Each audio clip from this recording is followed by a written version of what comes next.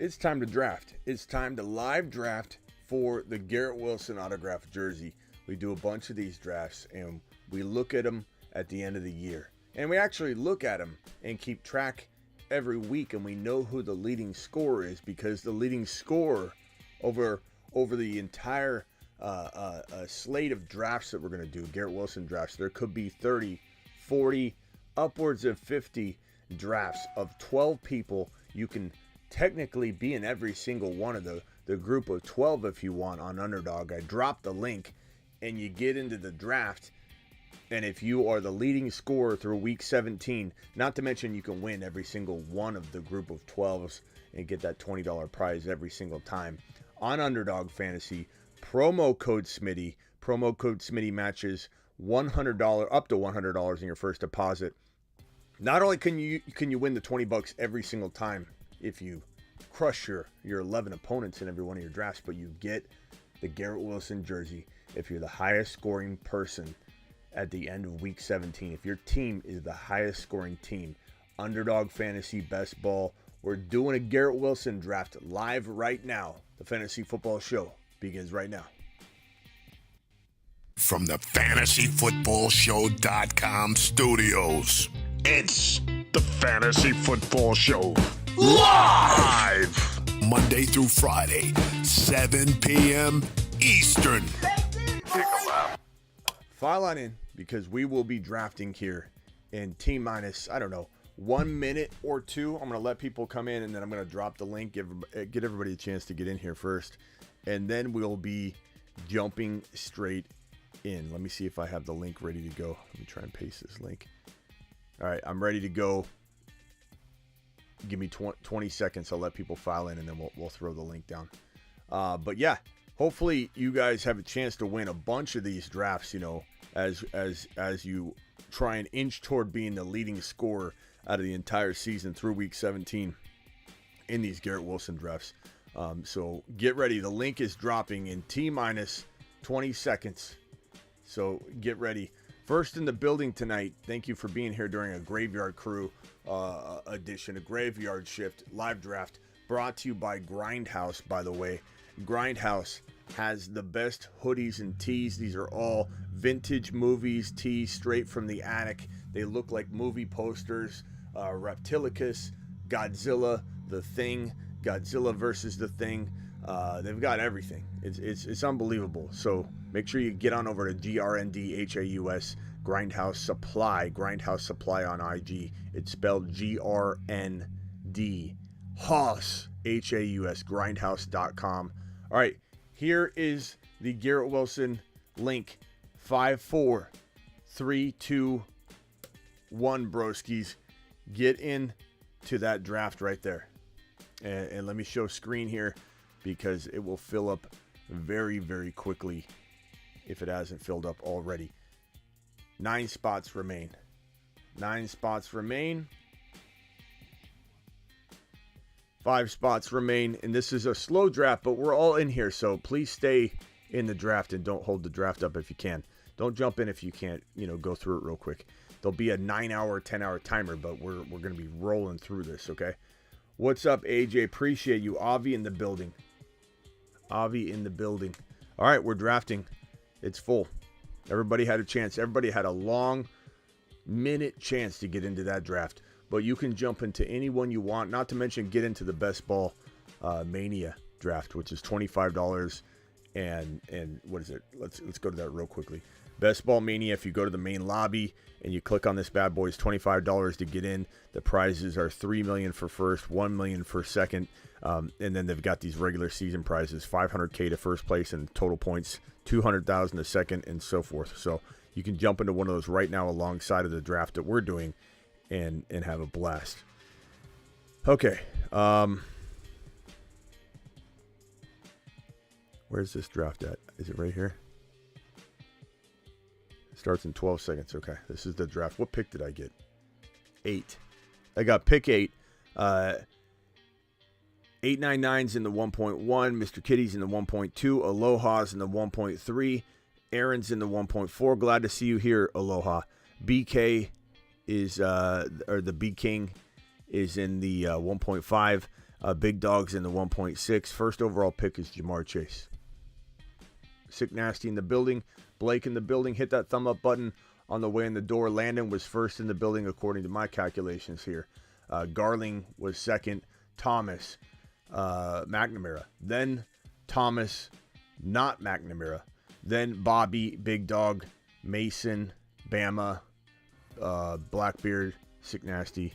Appreciate you all. Richie Rich, Nate in the building. Appreciate you. Okay, so board view.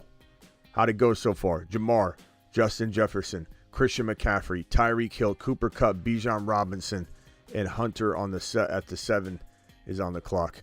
Who's available? Travis Kelce, Diggs, A.J. Brown, Garrett Wilson is still there, obviously.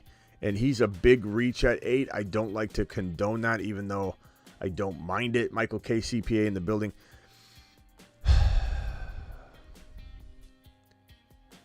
What do I do here? I got to put my money where my mouth is. I'd rather have Garrett Wilson. I'm going to do it. I'm going to do it. I don't care. I don't like condoning shoving him into the 8-9 spot on the regular, but in Snipe City, where Kelsey's gone, Bijan's gone, I'm going to go ahead and do it. But Schmitty, he's too early. How could you like Garrett Wilson at number 8? Because he's a top 2, 3, 4 wide receiver potentially in 2023. That's how Bob. That's how Bob. Watch W. Dang it, I didn't make it in. You didn't, Bama. But I appreciate you anyway. And you can still watch and enjoy the festivities. CeeDee Lamb, A.J. Brown before that, Diggs before that, Garrett Wilson to me before that. And we're drafting from the 8 spot tonight. From the 8 spot. So, Smitty, how can I get into a mock draft? We're not doing a mock draft tonight, but you just got to be here on time. That's how you do it. That's how you do it. And then you click the link. Klondike in the building. Avi, what's up? And guys, there's no excuse for missing notifications. I've told you 1,000 times on my Instagram. If you go to my Instagram profile, there's those little circle things right below my paragraph and my avatar. It's like in the middle of my bio, and there's one that says channels. And if you subscribe to those free DM channels, every time I go live on YouTube, I DM everybody that's subscribed to that. It's not like a conversation that bogs you down and you get alerts all the time. It's a one-way DM. You don't even see who's in the group. You just subscribe to it, and I say I'm going live. And people can heart emoji, and that they saw it, and you see how many people have seen it. Like 45 people have seen this, 120 people have seen this. But you can't communicate, you can't type anything. It's a one-way channel. You have no excuse for missing a live stream, because on my Instagram, you can subscribe to that one-way DM conversation between me and you about when I'm going live. So get on over to my Instagram and subscribe to that free channel so you know when I'm going live. After Diggs, it went A.J. Brown, CeeDee Lamb, Jonathan Taylor, Amon-Ra, Austin Eckler, and then Jalen Hurts.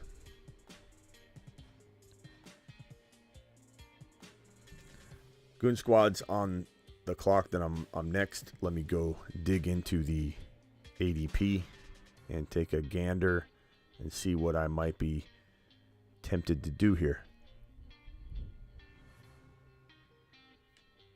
Depends on what this guy does. What's Goon Squad going to do? What's Goon Squad going to do?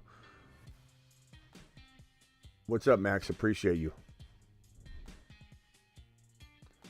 Love the show, by the way. Thank you, Mentos. Mocks are always free. But we're just not doing a mock today. Olave is gone. So hard drafting with you guys. Like, there's just, I'm going to go.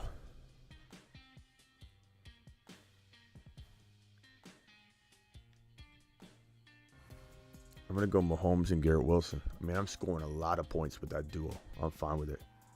Smitty, I have an excuse, and I apologize, but I missed today's live stream because I was abducted by aliens. Not an excuse. The aliens watch too, bro.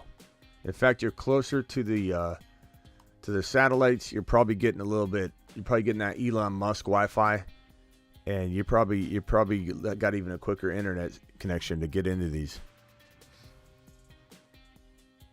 Diddy in the building, Mikey in the building, Klondike, appreciate you. Phone line's open if you guys want to ask a question. Those of you that missed the draft, call in and ask me a fantasy question. You know what I mean? Like you don't have to just be bummed out and leave the stream. A lot of people go, I didn't get in, I'm out of here. It's like, why? Why can't you be a part of the show? Why can't you call in? The phone line's right there. Devontae Adams went after my Mahomes pick. Then it went Tony Pollard. Then it went Jalen Waddle, Saquon Barkley, Josh Allen paired with McCaffrey. JJ paired with who? Mr. Kitty, what are you going to do here? Bro thought he had a free pass. Yeah, aliens. Aliens don't mean nothing, bro. Aliens draft 2.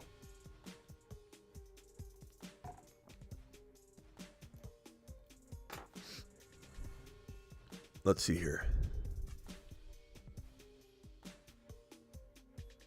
We're doing pretty good. We're keeping this moving, guys. Don't leave. Please don't leave. If you leave, the whole draft's gonna get hung up. There's no timer. The timer's 10 hours, or 11 hours. So no one, if someone leaves, we're done. We're done.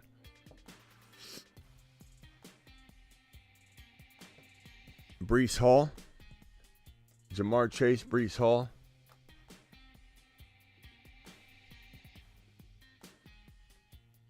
You're live on the show. Who's this? What's up, my boy Blake? So I got a quick question, if that's all right with you. It's fine. It's fine with me, Blake. Blake, where are you from? Where are you from? First of all, I'm from Minnesota. Okay, Blake from Minnie. Okay. So I'm in a 10-man PPR league, and I'm playing with a lot of sharks, Smitty. They're taking up like everyone. Like Bijan's going at 2. I can tell they watch your show. I'm not sure. Whoa. Bijan? Yeah, Bijan Robinson. Who's Bijan? Bijan Robinson. Who's Bijan? Bijan. Okay, yeah. Hold on.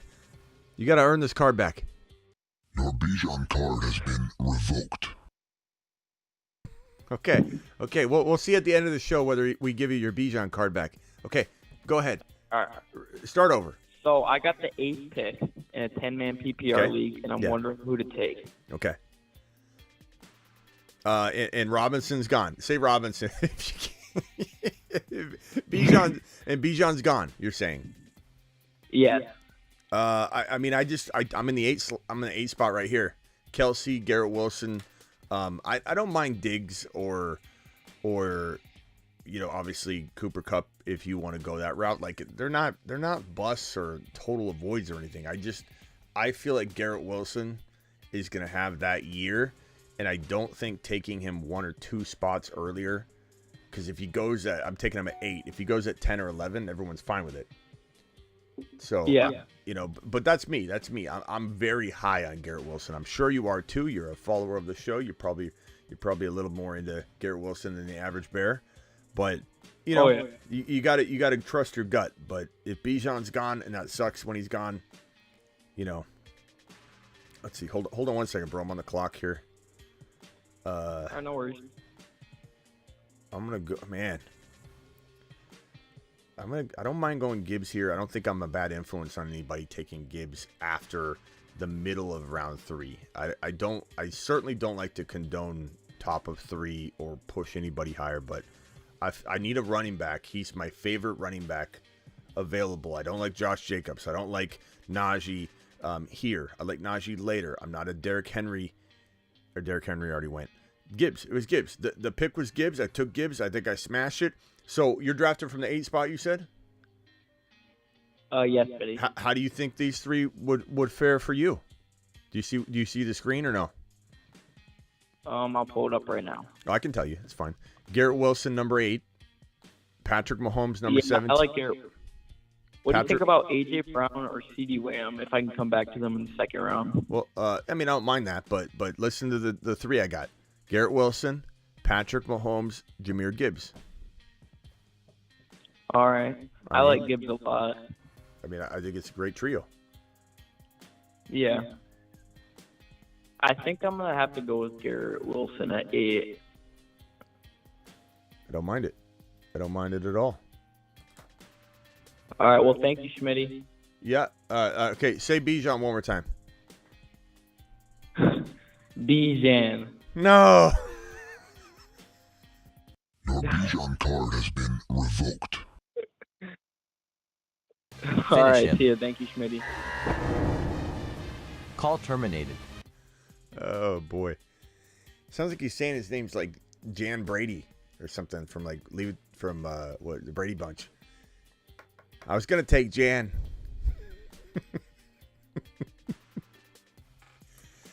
That one's tough for him. I could tell it's not happening anytime soon. I don't think he's getting that anytime soon. He felt very far away from Sam Bijan. Think of it like a bee flying around. Jean.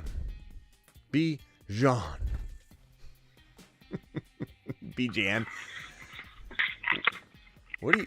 Whoa, Okafor, what are you doing, bro? Hold on. What is going on there? Yeah, hello. Yeah. Bijan and Associates, how can I help you? Hey, he does have his own buster, man. So Bijan, anyway, whatever. To me, it helps with marketing, anyways. I didn't know what you said, Okafor. You're very muffled. Oh, whoops. What can I do for you, Okafor? That'd be better. So about this Justin Fields guy, I'm just kidding. I'm just kidding. Yeah. Enough with the Fields. This is about what do I call about again? Oh, I don't know what Gibbs. it's called. Gibbs. Okay, hey, hang tight. I'm on the clock. I don't want to hold people up. So I've got Garrett Wilson, Patrick Mahomes, Jahmyr Gibbs on the clock, and Najee's there. That's a good pick. Burrow's there. I already have Mahomes, and I don't think I want to try a double QB approach here. I don't like the wide receivers. I don't really want to take Hawkinson here. I kind of feel like Najee's the pick. I don't love Najee in 3. I do like him a lot in 4. I don't love him enough in 4 to take him like in every league. Like Gibbs, I can take in every single league in round 4. I'm never passing on him. I don't care if I'm putting all my eggs in one basket. He's a guy I will take that risk with. Burrow's a guy I will take that risk with. Justin Fields is a guy. What are you drafting on ESPN behind my back, my guy? What are we doing here, Okafor? Me? Or is that Avi? That didn't come from That's Avi. That didn't come from me. Avi, instead of being in this Garrett Wilson draft, Avi's cheating on the show. Drafting on ESPN. I can hear that pathetic ADP in the background right now, Avi. Hang tight, Avi. You're fine. Don't apologize. I'm going Najee here. I'm going Najee. Okafor, before you complain about whatever you're going to complain about, how do you like this quad right here? Mahomes, Jahmyr Gibbs, Najee Harris, Garrett Wilson. I love Okay, go ahead. love it. Go ahead with your complaint of the day. it. So Jahmyr Gibbs is who I got a bold to pick. All right, so Smitty, in my long-term league, I've been playing since 2014, since we were wee lads. Unfortunately, it's a grandma league. It's a standard league. I love Jahmyr Gibbs as a player, but I'm wondering how you feel about this man in standard. With okay. I don't know. Sometimes I wonder if you watch the show on a regular basis. Like Okafor, I know you're a dude here. You're a regular dude to a certain degree, but it's like this sounds like a question of somebody who hasn't heard me talk about it a lot. That's the only thing, and that's okay. Okafor, you got a life. Maybe you can't watch every single show I do, but you know what my favorite thing somebody says is when they say, "Well, what about Monty?" They paid Monty a lot of money. Monty's irrelevant. Monty has nothing to do with Jahmyr Gibbs. He has nothing to do with him. Jahmyr Gibbs is playing an entirely different position and has an entirely different role. And even in standard, like, think about it from this perspective, bro. How many running backs aren't PPR monsters anymore? There's Nick Chubb, Derrick Henry. Who else? Who else is not super, not just a little active, super active in the PPR game? Name a couple. A PPR monster. PPR. Name a couple running backs that aren't heavy and have heavy involvement in PPR, except for Henry and Chubb, which Henry can get involved if they use him. I'll I don't feel like Gibbs. I'll answer for I don't you. feel like Gibbs has done it yet, but Gibbs has done it. You're going down a different road that's not related to what we're talking about. You asked me a question about how do I feel about him in standard, essentially saying, Smitty, I kind of like him in PPR maybe, or I understand your stance, but what about standard? Now I come at you and say every running back but maybe a couple in the top 15 aren't PPR like savants. And so if everybody gets hit in PPR, then what does it matter for Gibbs? How is Gibbs going to fall if everybody's getting heavy involvement in the PPR game? I don't have any concerns about him in standard. The only thing you'll see happen is maybe wide receivers don't, in non-PPR, running backs will climb a little higher than wide receivers in general. That's an observation you would probably make in a non-PPR versus a PPR. So, but in terms of like Gibbs falling out of the fourth round or dropping handfuls of running back slots because it's non-PPR, I think it does suck that you don't get some of those points. I do believe he will be as much of a receiver as he will running back. So there is, maybe a slot or two he could drop, if you're looking at the end of the year and you sort by total points and you look at him in PPR versus non-PPR, maybe he is 7 or 6 or 5 in PPR and like 8 in non-PPR, or even 9 or something like that. Like I could see that happening, but I am not concerned about it.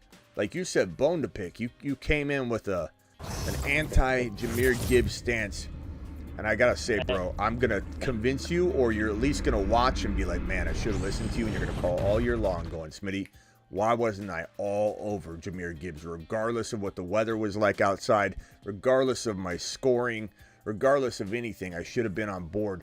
This running back has quickness and a first step and is separation and acceleration like nobody you've seen in a long time. This is Alvin Kamara. This isn't even Alvin Kamara, bro. This is that Tyreek Hill ability on a first step to get going and accelerate to a point where nobody's catching him. If he's even standing with anybody, when he starts to accelerate, no matter who's with him, he's gone. He's past that player a foot or two. He is electric. He's amazing. He's gonna crush the 580 rushing yard stat line on the pick'ems on Underdog Fantasy. Promo code Smitty. So don't worry about rushing. Don't worry about Monty. Don't worry about touchdowns. Don't worry about goal line opportunities. He doesn't need all that. He needs some of it, but he doesn't need all of it. He's going to be fine. Jahmyr Gibbs is going to the moon, bro. Jahmyr Gibbs is a Mars man for a reason. Look at this Mars man list. And Fields was added to it. He's seat number 8 on the Mars shuttle. He's on a shuttle to Mars. Mars. You know what? Maybe it can be kind of like a Jerick McKinnon. How he was going crazy at the end of the year. Yeah. Maybe. Maybe. I feel like I'm trying to really talk you into this hardcore. Hold on, we got a $10 hauler from, who is this? Matthew Boyd dropping a 10 spot. To the moon. Matthew, appreciate you dropping this $10 wad on the screen. Hang tight, Okafor. I'm gonna actually, Okafor, don't go anywhere. Let me just go over to Avi after this $10 hauler. Matthew Boyd says, Smitty, I was here on time and I clicked the link as soon as you dropped the link, but didn't know which draft option to select. If you click the link though, the link was to get into this exact draft. So you must have not clicked the link I dropped. You clicked on a link in the description maybe or something, because the link I dropped got you right into the league, like one of the spots, Matt. So I don't know where you clicked. But I'm sorry, pal. Maybe I'll drop a Garrett Wilson draft at the end of this, and I won't live stream the draft, but I'll drop it right at the end, and that way you can maybe get into that one. But Matt, you got to click on the link I dropped specifically in the live chat. If it didn't work for some reason, it could have been a glitch. I don't know, but I'll drop another one at the end. Remind me, Matt. Remind me. Thank you for the super chat. Avi, hang tight. I got a draft real quick. I'm on the clock. Mahomes, Gibbs, Najee, Garrett Wilson.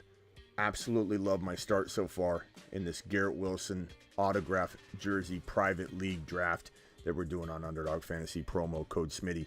I could go Hockenson here. I could go wide receivers are thin. I'm probably gonna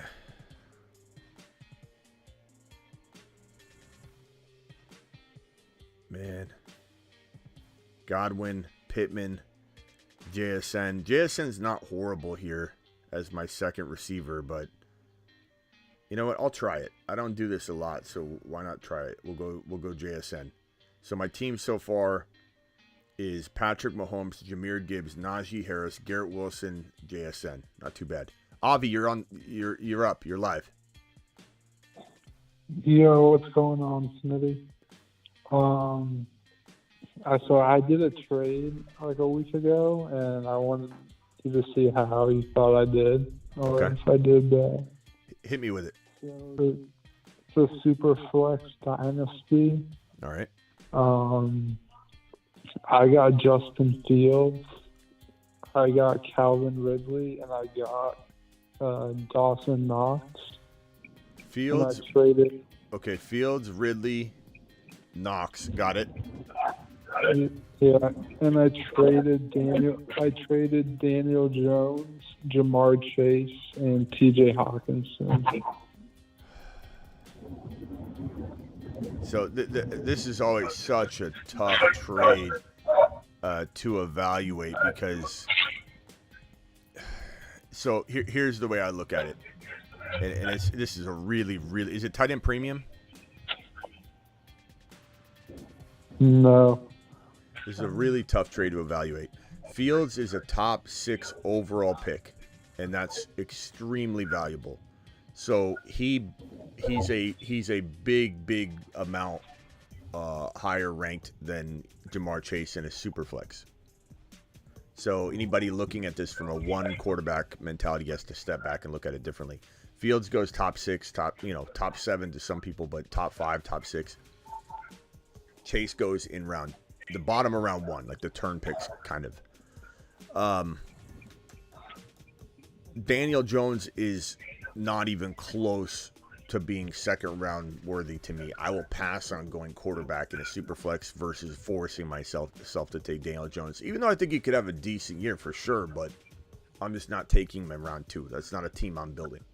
So, I mean, you clearly have like a huge advantage like right out of the gate with the Fields and Ridley versus Chase and Daniel Jones. Like that straight up, I would smash Fields and Ridley all day long in a redraft. Now, is this dynasty? Yeah, it's dynasty. That's in redraft. I'm not. Yeah. And dynasty becomes more complicated even 2 for 2. I still think Fields has that much power to that you would do it. Ridley's still got a couple years left. I mean, he's an older player though, but I think he's been saved a little bit mileage wise, but still, once you hit 30 is 30. Doesn't really matter how long you've sat out in some respect, but still, I give Ridley 2 years. I think 2 years is decent. Fields and Ridley over Chase and Daniel Jones in a dynasty super flex. I still smash the Fields side without much hesitation, even though I'm very, very sad to see Jamar Chase go. It gets complicated into the point where it's not like you're losing it, but it's very arguable once you start talking about Hockenson versus Knox. Because I don't think Knox is doing much. He's blocking, and he's holding Kincaid's water while Kincaid goes out. He says, give me a coffee. Go get me a coffee, is what Kincaid's going to tell Dawson Knox during the season. Hawkinson's a huge upgrade over Knox. So I think it becomes close, but I probably still go Fields. And I don't know who you have at tight end that you can throw in over Knox. Yeah, I know Hawkinson's better than Knox, but I think Fields is worth it. So that's why I did it. I mean, it's crazy. I know, it's a tight deal. So some people are saying you lost the trade hard. I don't think he lost the trade hard. I think it's just the Hawkinson part. It makes it not so, it makes it very arguable. I don't know. like it just depends on Fields. You know what I mean? It depends on Fields. If Fields does what I think he's going to do and Ridley does what I think Ridley's going to do, it's a great trade for 2023. It's probably still great trade for 2024. But in 2-3 years from now, you could look back and regret it, or it might be somewhat of a close call still. I don't think. I don't know. I don't know. I think I would have tried to wiggle out of that Hawkinson for Knox part, but I don't know, bro. That's a close one. Let's go over to Okafor. Okafor, what do you like? You like in a dynasty superflex, Fields, Ridley, Knox, or Daniel Jones, Chase, Hawkinson? It just feels like the Chase side is a little heavier. Even though I love Fields, it's a little heavier. Like Daniel Jones is good enough that the Chase Hawkinson side is way heavier than the Ridley Knox side, and you just got to say who won. Yeah. I mean, I don't think like the chat said you got like blasted, but I do feel like the Chase side feels a little bit for dynasty, but for redraft, I'd rather have Fields than Ridley in redraft. So for 2023, winning the money this year, I don't think you made a bad trade this year, but who the hell knows what's going to happen with Ridley in a year from now? Fields, Ridley, and Knox, and the other side is what? Daniel Jones, Chase, Hawkinson, Superflex Dynasty. Hawkinson and who? Second to last person. Daniel Jones, Jamar Chase, T.J. Hawkinson. Oh. Superflex Dynasty.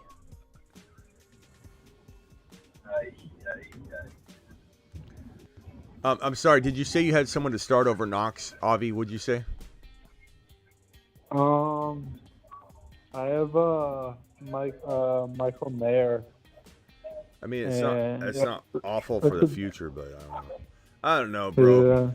Yeah. It's one of those trades where it's like it almost feels like it made both of you worse because he's losing Fields, you're losing a lot of depth, and I don't know how you're gonna. That's tough, bro. Yeah, I mean, I got Jahmyr Gibbs. I got a pretty good team.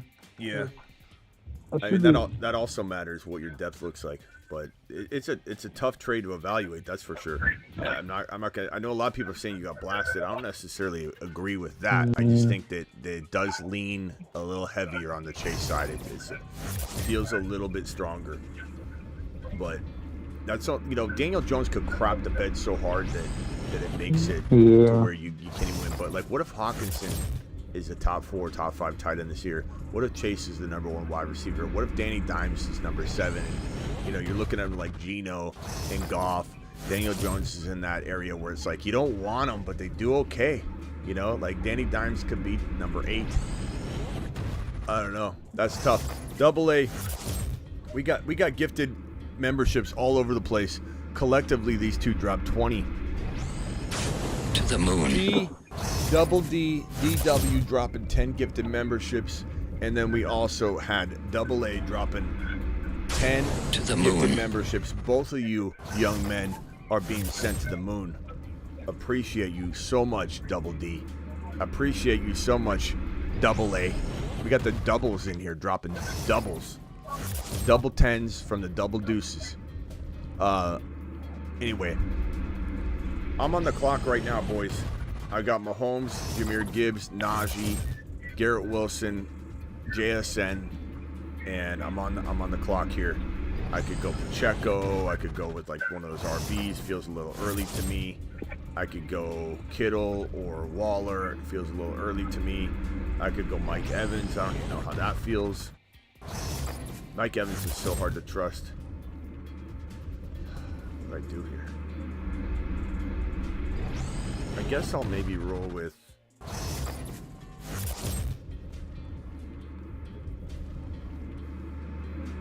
What do I do here? I got Mahomes. I got... You know what? Maybe... It's a little early. What are we at? 6? Maybe I'll go Evans. I don't know. I don't want any part of this Tampa Bay offense in some way, but at least he's gonna get a whole bunch of targets, hopefully. Double D. Double D, double A, dangerous combination. I agree. Teaming up. All right, let's go over to Roger. Roger, what's up? Hey, what's up, buddy? What's up? Thank you, Julius. I was wanting your opinion on should I take a trade? I got a offer in my dynasty league. You got who? Some Fields for Jamar Gibbs. Say it again. For Jamar Gibbs. Justin Fields for Jamar Gibbs. Is it a super flex or 1 QB? Yeah. Yeah, to which one? Which one? Is it a super flex or is it a 1 QB? 1 QB. 1 QB. I Who's got your Burrow and Fields both. Okay. If it's a 1 QB and you're not allowed to start 2 quarterbacks, it's not super flex. And you've got Fields and you've got Jahmyr Gibbs on the table heading your way for your Fields, you smash it. Because Fields is going around 5 or 6, pal. You know, Gibbs is going, if it's a dynasty league, maybe Fields goes in 4 or 3 or 5, or we still don't know. Every league's different. But Gibbs goes like in the top 15 in a dynasty. And even in redraft, I would smash the heck out of that, bro. Because Gibbs he helps you immediately. You're not using Fields. You got Burrow. Easy smash, bro. Easy. Easiest question I've been asked all day. Totally Smitty approved. Okay, I'll do it. Yeah. Do it live, bro. Do it now. Don't hesitate on that. Thank you, brother. Make sure it's not a super flex, though. It's big difference if you can start 2 QBs. Yeah, and you can hang on the phone if you got anything else. Okafor, what else you got, pal? Avi left. Avi. Question. Avi, I'm sorry if that isn't what you wanted to hear. Avi left without saying bye. I don't know if he's upset or if he just had to go. But Avi, don't be hard on yourself. Again, I believe, and just for everybody who wants to know what we're talking about, I believe that for 2023, if you're in it for the bag this year, Fields Ridley is probably better than Daniel Jones, Chase, and Hawkinson in a super flex dynasty for 2023. But in dynasty, long-term mentality, this feels heavier. It feels a little more valuable, and I'm sorry to tell you that, but I hope that didn't ruin your night, Avi. You still got a great chance to win this thing in 2023, which is a nice thing. Go ahead, Okafor. I'm sorry. So, lots of mixed stuff on the Broncos this season after the debacle of last year and then in the incoming of Sean Payton. So, offense, I don't know how it's going to come out, but the player of interest is Courtland Sutton. You know, everybody was on him last year. People that were looking at the analytics were like, every time Judy and Sutton are on the field together, Judy outproduces Sutton. I have a trade on the table about trading away Sutton for I'd call it like mid to late-ish mid-second, a 12-team league.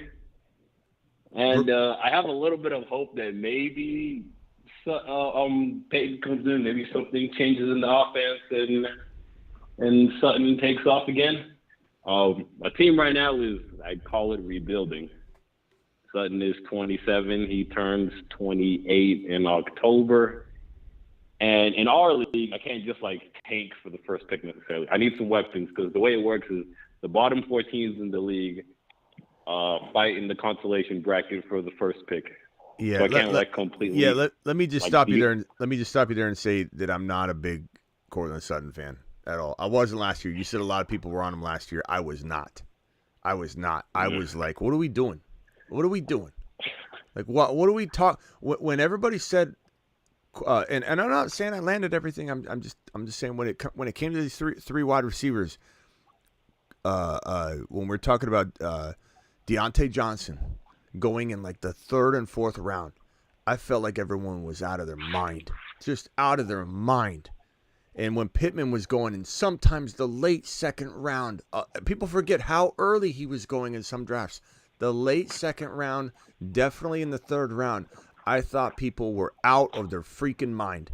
I wasn't touching Pittman last year. There was a point during like the middle of the year I said he could be a buy low. Definitely don't know if he'll ever really bounce back. This offense, this temporary coaching situation they had going on with everything going on there. We didn't know. We didn't know what was going to happen. And so like there was a point where he felt like he could be a good buy. He didn't quite even bounce back from that. But he was a complete draft day avoid for me. And Sutton, I didn't understand a single bit of it. Like what's going on with this? So if you can imagine, if I was down on him last year, what in the hell would I have? Why would I have him high this year? I don't. They've been wanting to potentially, rumor has it, trade away both these receivers, Judy and Sutton, all year long. They drafted Mims. Mims is reportedly Sean Payton's guy. Tim Patrick's still there. Dulcich. Russell Wilson's talking to imaginary people on the field and giving imaginary high fives all the time. I don't know what's going on. I have no idea what's going on over there, and I don't really care to know, to be honest, except for Javonte, who I'm all on board if he's a 7th-round player, not a 6th-round player.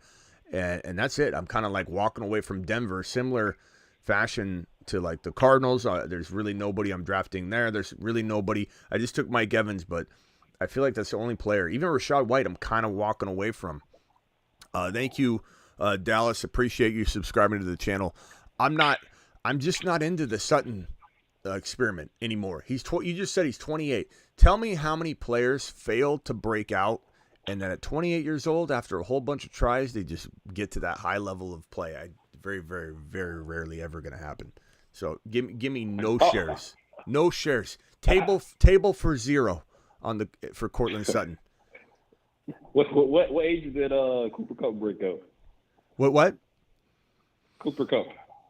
He broke out a little bit late. But I don't know if you've seen what I've been saying about Cooper Kupp lately.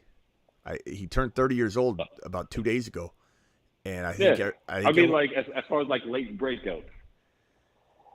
Yeah, I mean, he didn't. It wasn't that late of a breakout. It was like, well, it was about 1 year earlier than I guess Sutton, but he still played relatively well.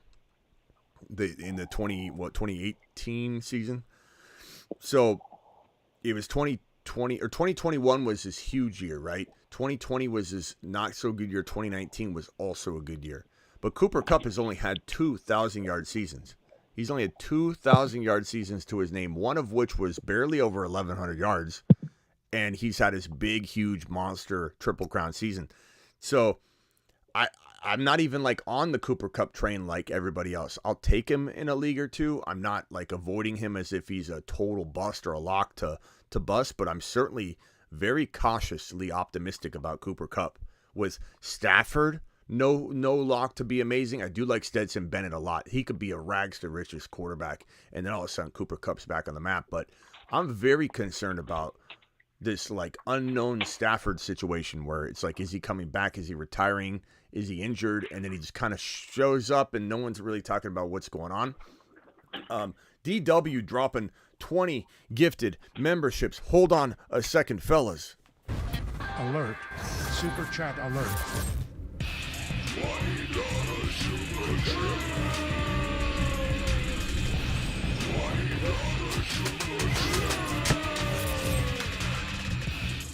Alert. Super chat alert.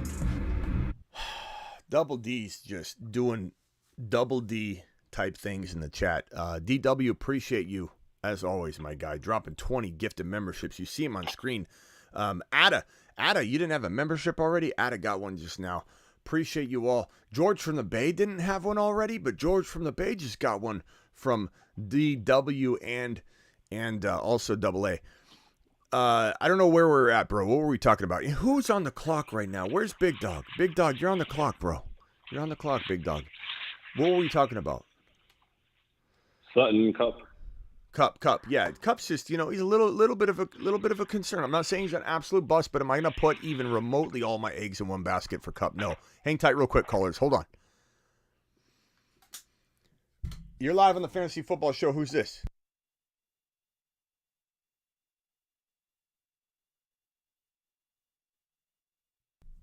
Okay.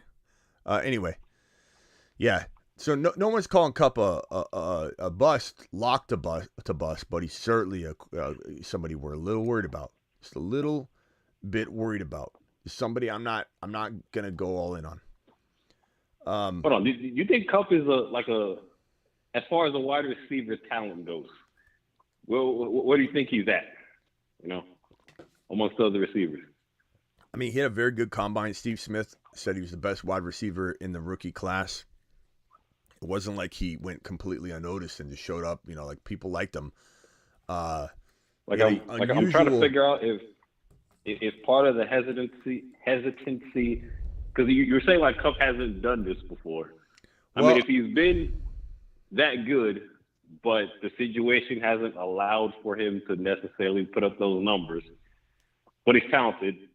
I don't know if you're more concerned about the situation or the age or the talent because he hasn't really done it before, or what? Let me see if I can find this graphic. Or combination. Hold on 1 second. Let me see if I can find this graphic. And you're live on the Fantasy Football Show. Who's this? Hey, how's it going? What's up, AJ? What can I do for you, pal? Yeah, man. I'm just looking at the quarterback list, and I think I got some sleepers. And I you let me wanted to see what you think about some of my QB sleepers. Yeah, you let me be the judge of that. Let's go, AJ. Hit me with them. Okay. These are guys not really getting drafted, but what about Watson, Deshaun Watson? I could see him having a bounce back year. Him and Chubb could be a dangerous stack. He's not really getting drafted. What do you mean he's not really getting drafted? You mean some of the guys later that you're going to mention? Yeah. I mean, he's okay. Like 10 on the, 10, 15 on the list at 12-team league. I mean, he's going late. Yeah, I don't love Deshaun Watson. I think Deshaun Watson's got potential. I think that where you're getting him, there's certainly more upside than there is risk. I agree with that. But as I continue continue to pedal out there, I'm never put in that position because I'm either getting Burrow in round 4, which Deshaun Watson in 10 isn't better than Burrow in 4. Like Burrow should be a second rounder and he could be the number 1 quarterback in fantasy football. Just because there's value late doesn't mean that it trumps the upside that the 4th rounder that belongs in round 2 and round 4 can't win you a league. Or Fields in round 5, 6 is a home run over Watson in 10. Yeah. And for a number of different reasons. Like I could take Charbonnet in 10 and take Burrow or we'll say Fields in mid 5, take Charbonnet in 10, and you could take Watson in 10, and then you take some player in 5, and my 2 players I will pit against your players all day long. And that's where it's like an even Steven thing at worst case scenario for me. I'm always either going to, in my opinion, win that 2-for-2 comparison, or I have at least an even Steven situation. But go ahead. Who's the next one? Smitty, in my league, we do auction. So we do $200 auction on it. So, I mean, someone like Deshaun Watson's probably going to go about $5. Yeah, I mean, again, it's not bad. It's not bad, but it depends on how much Fields will go for. How much will Trevor Lawrence go for? And I'm willing to pay. I'm willing to pay a little more, like I said, and then get like a $7 Dotson instead of you going. Yeah.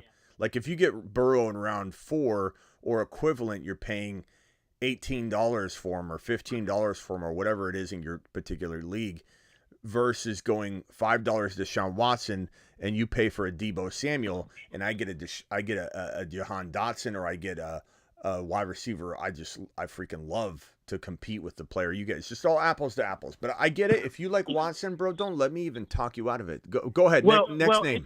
It's just a guy on the sleeper list. I mean, I'm not in love with them. I usually take 2 quarterbacks, so I pay like $20 for one, or I get a higher end, and then I get like a flyer guy. One of these $5 guys like Rodgers, Richardson, Watson, or Trey Lance is kind of what I'm thinking some of my sleepers. I hear you. Hold on. Let's go through them again in 1 second. How long have you been drafting on Underdog on YouTube? With this draft, I mean, we've been sitting here. Big Dog came in and just left, so we're just sitting here because it has these private drafts have only a long timer. You can't do a fast draft. How long have I been doing it? You were going on what year 2 or 3? I forget. But Julius, appreciate that super chat. Okay, who's QB sleeper number 2? I know you did just say Trey Lance, but go ahead. Man, I'm a big Purdy guy, but I mean, it seems like Purdy's not going to be starting. Trey Lance could sneak in there and get some good reps. Purdy's not going to be starting. What do you mean it looks like Purdy's not going to be starting?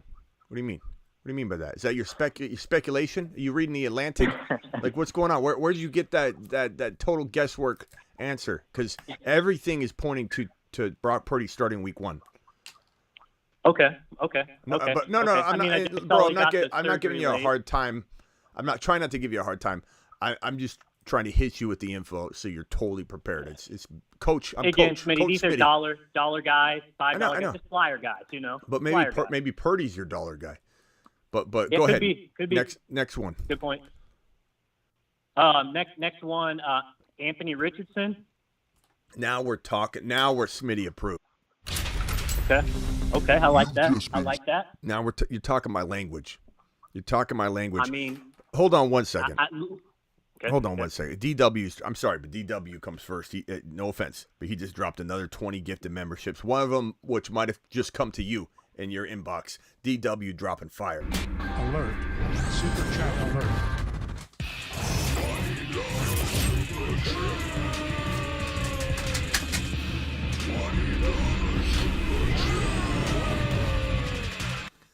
And Dallas Sports dropping a $4.99 watt on screen. And I think we had another super chat come in here. 1 second. Let me just make sure I got these out of the way. Sorry, I got to keep up with these real-time callers. Just hang with me as I jump back and forth with you. I just want to make sure I take care of everybody's super chats.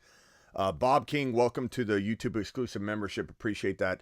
And Dallas says, who are your top 5 most overrated, overhyped players this year in fantasy? It's a great question. Let me get to that after I finish.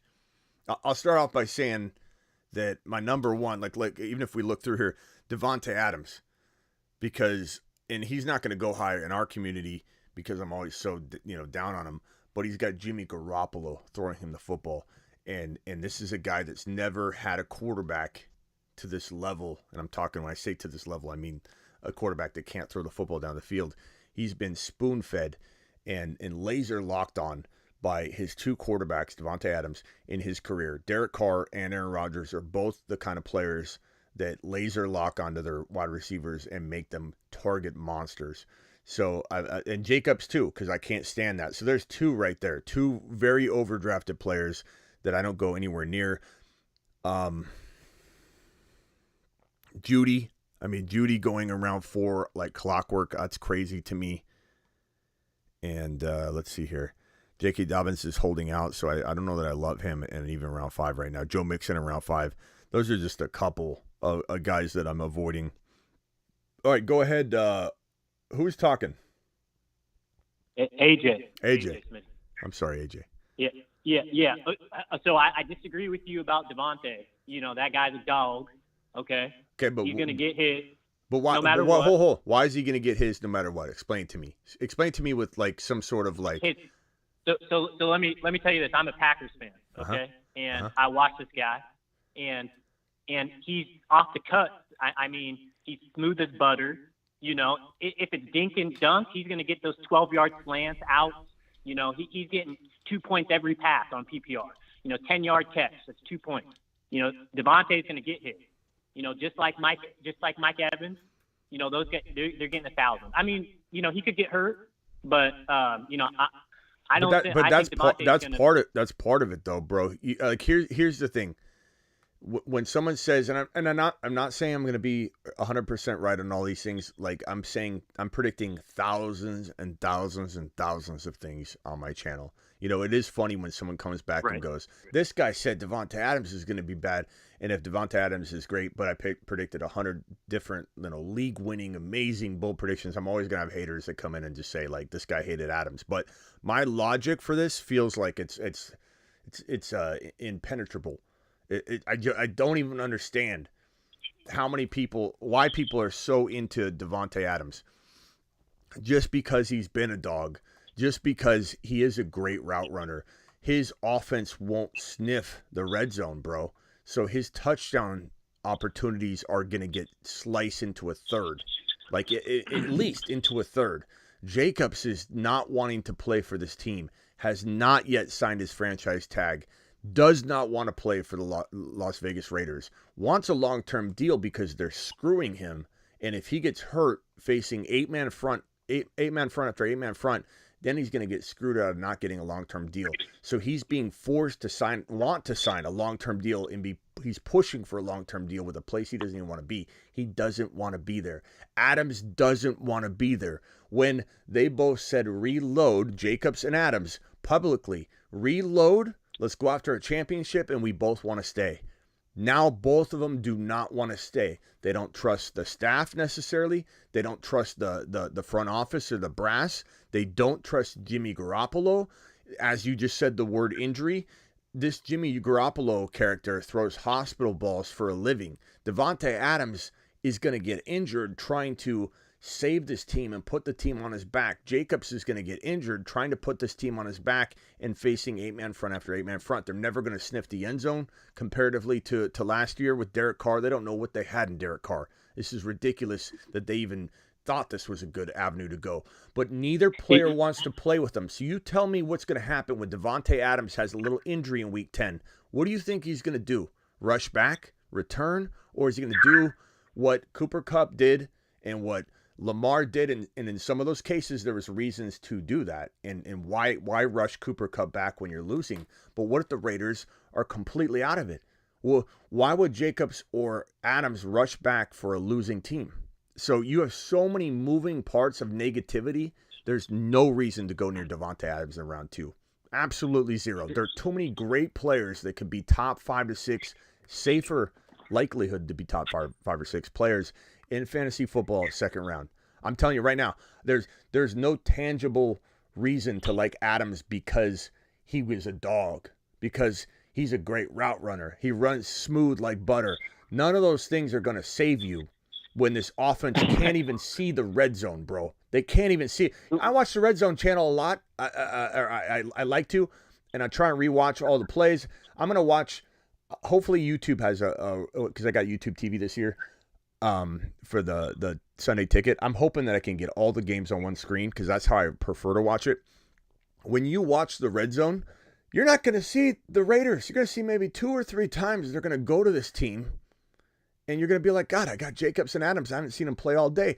The red zone, the most active channel, jumping back and forth between action. You won't see the Raiders in the red zone. It's going to be really, really hard, bro.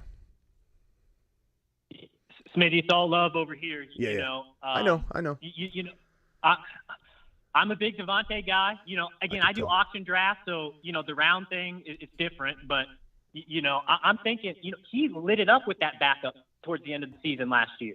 I mean, he with that one, I drafted him. I think he had like 10 catches, 150 yards for like week 15 or so. I can't remember exactly. Who's his quarterback? Like we can't bring that up. None of that's like relevant to it, though. You know what I mean? Like. Don't you think we kind of shit on Garoppolo a little bit? You know what I mean? Like, I think we do. I think we shit on him a little bit. We do. No, we shiat on him a lot. Yeah. Yeah. We do. I think Adams. Admittedly. 88 catches, 1,200 yards, 9 touchdowns. I think, you know, I think that would be fair. I just can't wait for the excuse, and I shouldn't say I can't wait because I don't want Adams to get hurt. I like Adams. Adams is a dog. Adams is an amazing route runner, but he's a pissed off wide receiver that is telegraphing to you that he does not want to play for Jimmy Garoppolo. That's the signing that is making him not want to play for the Las Vegas Raiders. Jimmy Garoppolo. Jacob said, I want to play for the Raiders if they reload. They signed Jimmy. He doesn't want to play there. Both players, bro, the best offensive players on the team, do not want to play on a team that is Jimmy Garoppolo as the starting quarterback. These guys want the bag, and they don't think they're going to get it playing football behind this offense with this staff, with this brass, with this upstairs decision-making group of people with one of the worst defenses in the league. That's going to give them no field position. I'm just telling you. I know how it's nostalgic you feel. I mean, that was why the hell did they do that? You know, it's crazy. I mean, Carr. Let's get rid of Carr. Let's get rid of Carr. Yeah, like it's Carr's fault. Wait till he thrives in New Orleans. No, I like Carr. I like Carr. I know. I'm not saying you don't. I'm just saying the thinking behind this organization. Let's get rid of Carr. Let's blame Carr. I know. For him trying to save this team week in and week out. You know, let's blame Carr. You're going to bring in Jimmy G, and you're going to realize it wasn't Carr. You're going to see Carr deliver the football the same way he spoon-fed Davante Adams, which was the same way Aaron Rodgers spoon-fed Davante Adams. You've never seen Davante Adams play with a quarterback that didn't, like Ben Roethlisberger, laser-locked to Antonio Brown. That's what A-Rod does. That's what Derek Carr does. Derek Carr spoon-fed Davante Adams. Jimmy G can't spoon-fed the fullback. He can barely throw. It was all Deebo Samuel. Everybody's saying, well, Jimmy G, to start spouting off Jimmy G's stats the year Deebo took the ball literally from his hands every play at the line of scrimmage, and they start talking about Jimmy G winning games and all this. Deebo did all that. Yeah. It was all design plays that took the decision-making out of Jimmy G's hands. Is Jimmy G a good negative 1-yard passer to Deebo Samuel? You bet your bottom dollar. Best in the business. Well, maybe a guy like Hunter Renfrow kind of comes back this year. You know, he had a disappointing year last year, but maybe he benefits a little bit. You know, if Davante does get hurt. Look, AJ, we're not on the same page on a lot of this, bro. I don't know if Hunter Renfrow's making the team. Huh. Okay. Yeah, let me go. I'm sorry, AJ. I don't mean to come at all your stances this way. Look, let's talk about another couple other players. I love that you said Anthony Richardson. Okay. Yeah. Anthony Richardson is a guy I can support that right here. Here's let's see here. I mean, who do you think? Who does he remind you of, Smitty? I mean, if you were going to mix a few players together, like who would you say? Who? Anthony Richardson? And I'm a little. I was being a little, you know, joking in Renfrow getting cut. They're trying to trade him. You know, they're trying to potentially trade him. I don't know that they see him as a part of the future there. Like, they don't necessarily want to build around him, and they don't. But is he going to get cut? I don't think so. But they've been trying to trade him. They've been actively looking at that. So that's why I say that I'm similar. I know people are going to freak out and go, Renfrow's my favorite.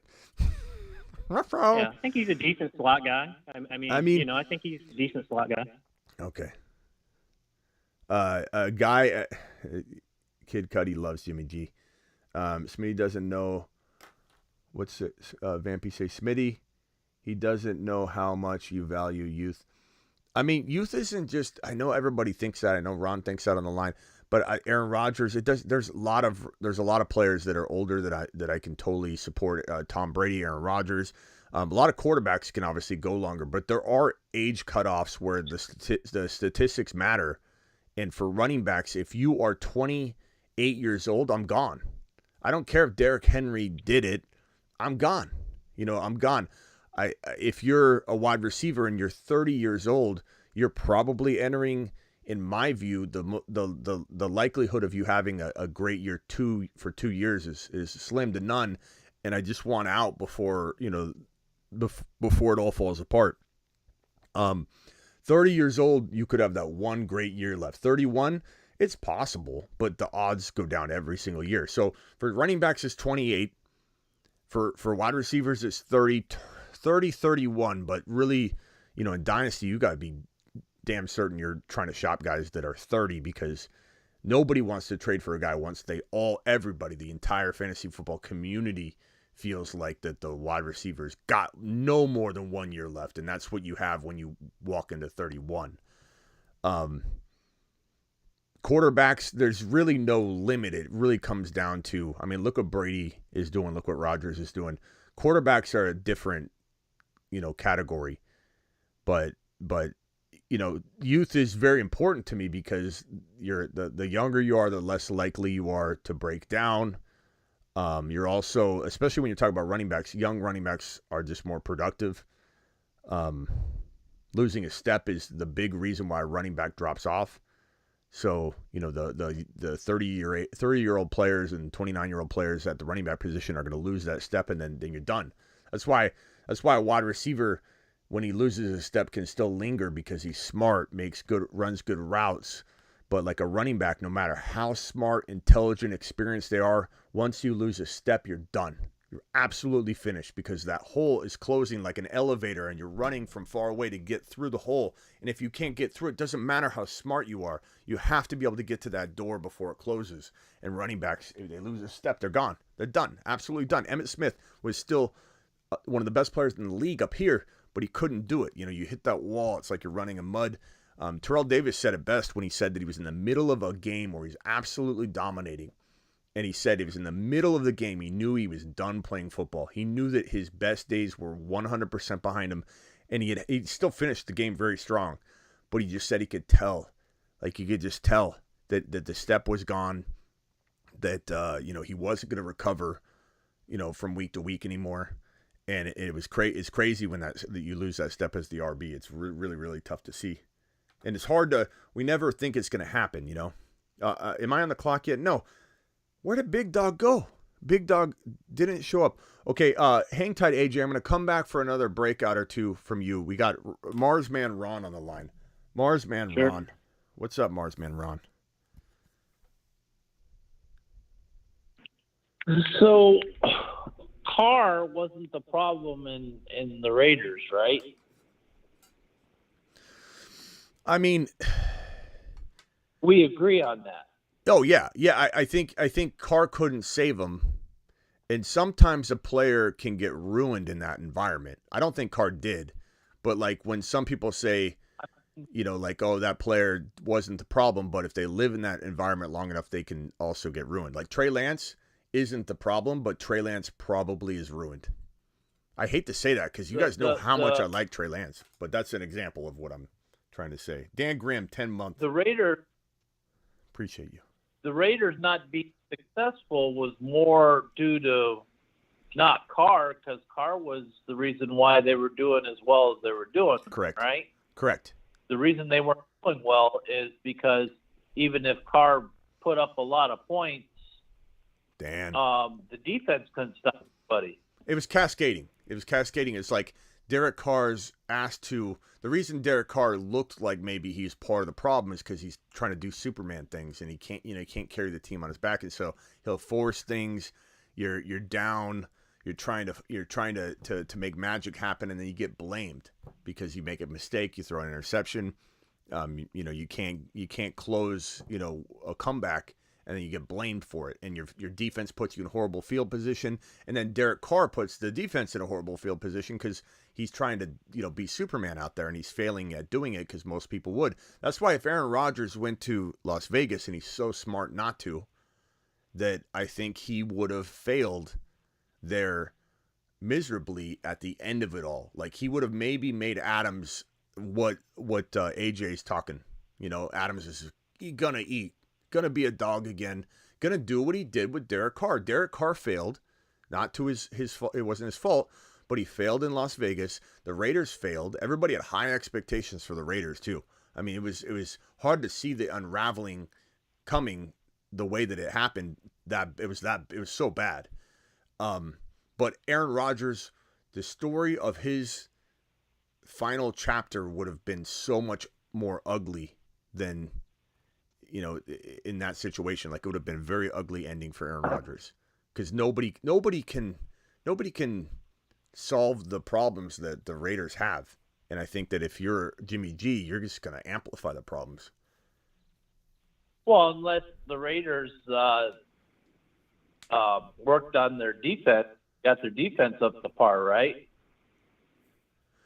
If the Raiders got their defense up to par, then Carr would have looked a lot better because they would have won a lot more games.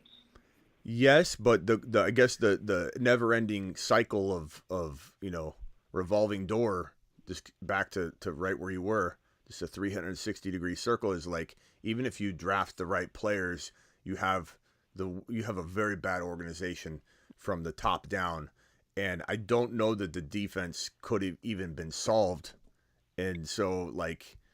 I think it's gonna be hard. Like even if some say they've improved on defense, they had a good draft, or there's some good acquisition, and I think that the defense will be much improved. I know Silver takes this stance a lot, and I feel bad for Silver whenever he watches. You agree that Carr wasn't to blame for the Raiders doing bad? I mean, bro, I like Carr in New Orleans. So clearly, clearly.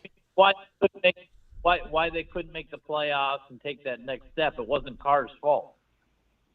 Yes, Ron. Yeah, I think that he's going to do Because really well.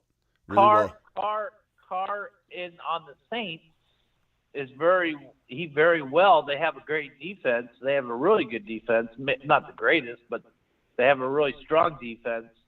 So Carr should be able to take New Orleans probably at least to the playoffs and do well.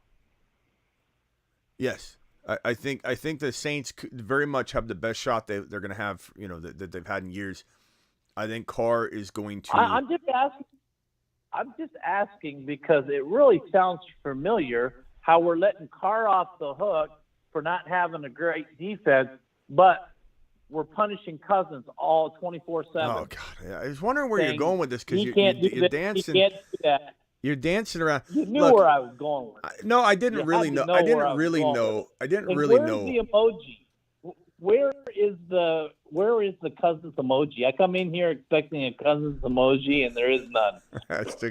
What the heck? That was a bonus. That wasn't the Double D mandated add this emoji. So I still got to work on that. I'll do my best to get that up the next show. I'm busy, Ron. I had to go to the Flash in theaters today.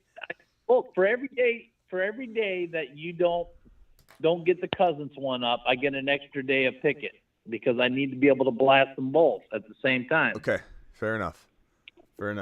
I will say, Vampy just dropped a $10 hauler to the moon. To the moon. Vampy, appreciate you. Vampy says, hope everyone is having a good night. Smitty, how do you value defense when you're drafting offensive players? Elite defenses put offense in the red zone. I mean, very much a big part of why I, like certain players over certain players, but everything's case by case. Nothing's a blanket statement. Not just because I say one thing doesn't mean you can, sometimes I feel like, that's what Ron's trying to do here is you just trying to say, well, then that applies here. It's all case by case. There's so many moving parts to it. Case in point would be Anquan Boldin in Arizona as a rookie. Rookie wide receivers never did diddly squat back in Anquan Boldin's rookie year, time frame in that era. But in the Cardinals, we know why though. Well, hold on. The Cardinals we were. We know why that was. Go ahead, Ron. I mean, back in the day when you're talking about, it took 2 to 3 years, probably the third year, for wide receivers to show out to actually become something. But that's because of the way the colleges adapted the pro system, so now they're coming in to the NFL more pro ready. Definitely part of it. But what I was trying to say, C-Mac Fire got my boy C-Mac got a gifted YouTube exclusive membership. C-Mac, you can drop all the great emojis. You got the green name, and congratulations on getting gifted by this man right here, DW, dropping another 20, or I don't know when he dropped that one. I think he might have just dropped that one. 20 gifted memberships. I don't care if this is me doing this twice for this one. I don't know if this is a brand new one, but DW to the moon. Alert. Super chat alert.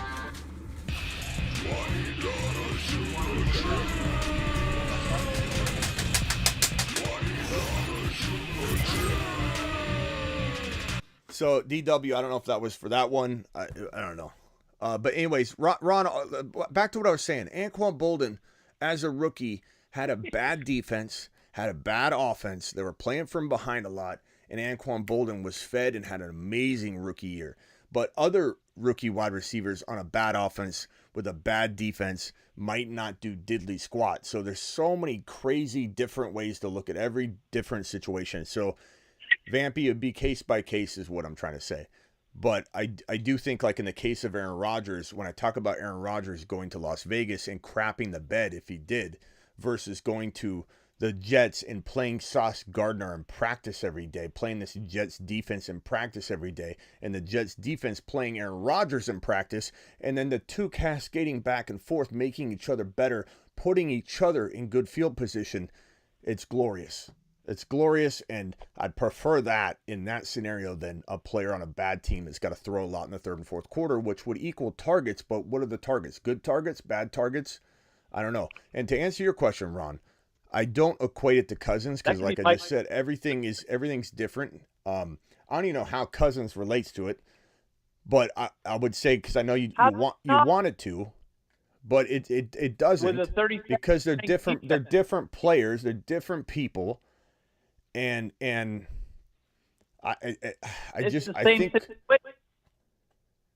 Think about it. But what do you want me to say? What do you want me to say about it, though? Have an open mind for a second. Just listen for a second. Okay, just think if Minnesota had a defense that was, let's say they were top 10 defense, right? We won't even go crazy with it. Top 10 defense. Do you think with that offense, Kirk Cousins wouldn't have to throw as much, right? So you cut down on the mistakes, right?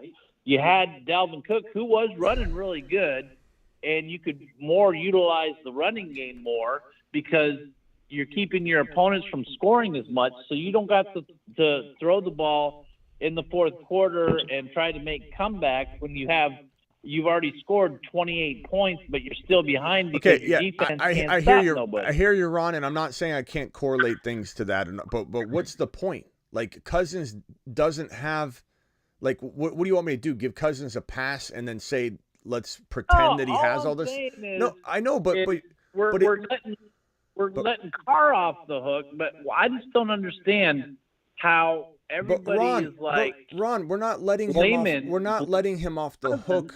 We're not letting Carr off the hook. For Minnesota losing when it's the defense. But Ron, is Cousins moving teams and going to another situation that appears better to where we can even have this debate? Because you're having a debate when Cousins isn't going anywhere. Nothing's going to change for Cousins. So what are we going to do? What are we going to do? Say Cousins? Let's give Cousins a pat on the back and say, if only things were better, then maybe we wouldn't. Maybe it is unfair. Maybe we're being unfair to you. What? He left from Washington. You like that, and he went to Minnesota. I know, Ron, but what's the point? What's the point in this conversation when Cousins isn't leaving and going elsewhere, but Carr is? So, like, what do you want me to say? That is there a possibility that later on we say to ourselves, if he goes to another team, maybe we need to give Carr a little bit more benefit of the doubt because he's going to a team with a better defense in a situation that could be good. He's got Justin Jefferson catching footballs from him. Like, I'm not going to make excuses for Cousins. I get what you're saying, Ron, but I don't know. I'm not sure what we're talking about. Derek Carr's got no, a lot I was of wrong, man. He had catching for him. Cousins he had a lot of too much disrespect. Well, I mean, who's saying that he's not going to have a good yardage year or have a good year? All I'm saying is this team's trying to get rid of him every year. They're trying to figure out a way to maybe get an Anthony Richardson. So, I mean, clearly they don't love Cousins for the long term. He's got a $40+ million dead cap, so they haven't been able to. All I'm saying is we don't know where Cousins is going to be. So from a dynasty perspective, I don't like Cousins at all. In a dynasty perspective, because I don't know where he's going to go. We're not talking about a dynasty. Well, Ron, we're not even talking about this year. But you're trying to say. We're not talking about dynasty. But Ron, you're trying to compare Carr and Cousins, and you can't.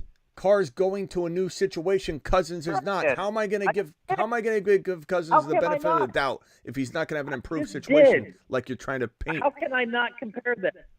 Why are you saying I can't compare them? I just did. Because Carr is going to a new situation where we can say, let's let him off the hook and let's see what he does. Cousins isn't. He's staying exactly where he is. I don't know how this is hard to explain. See, you were saying on the Raiders that the reason Carr didn't do good, they were blaming Carr, but it was really the defense's fault. It's the same thing.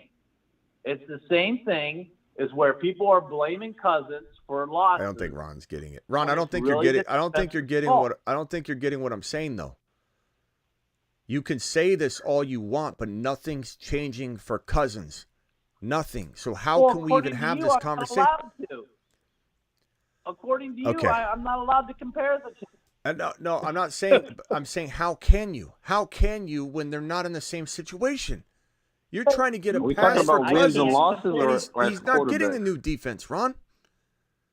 You're saying, how can I give Derek Carr a pass and not Cousins? Because Derek Carr's going somewhere else, Ron. He's going somewhere else. Cousins isn't. Why am I going to give Cousins the same pass? Why am I giving Cousins the same pass when nothing's changing for him? What are you talking about? A crappy defense. I don't understand the pass in general. Why is it like a pass? I don't either. No, I mean, like, what's the? That's what I'm trying to figure out. I don't get it. I don't get it. I know what Ron wants to do. He just wants to compare. Right. Carr and Cousins. Will we agree? If you put Cousins,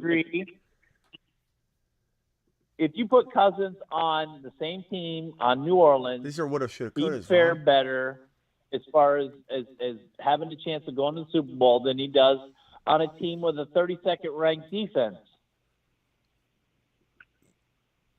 Would we agree? In my opinion, if you were to put Cousins Derek down Carr, in New Orleans,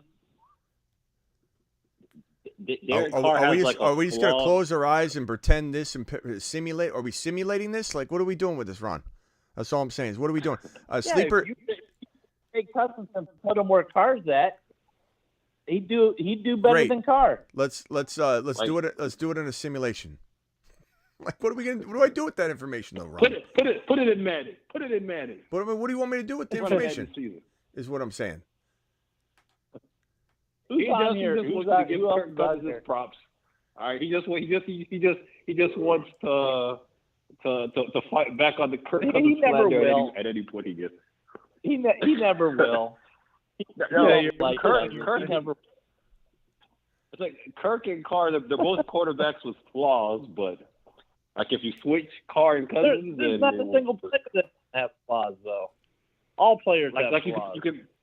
You could talk smack about Carr and Cousins have like a championship winning flaw. Like I can't see Carr as like the quarterback of a championship winning team unless it's like, I don't know, San Francisco or something where the decision is taken from you. Hey, Ron, okay, let me just wrap this up because I don't want to talk. I don't want to talk about this anymore.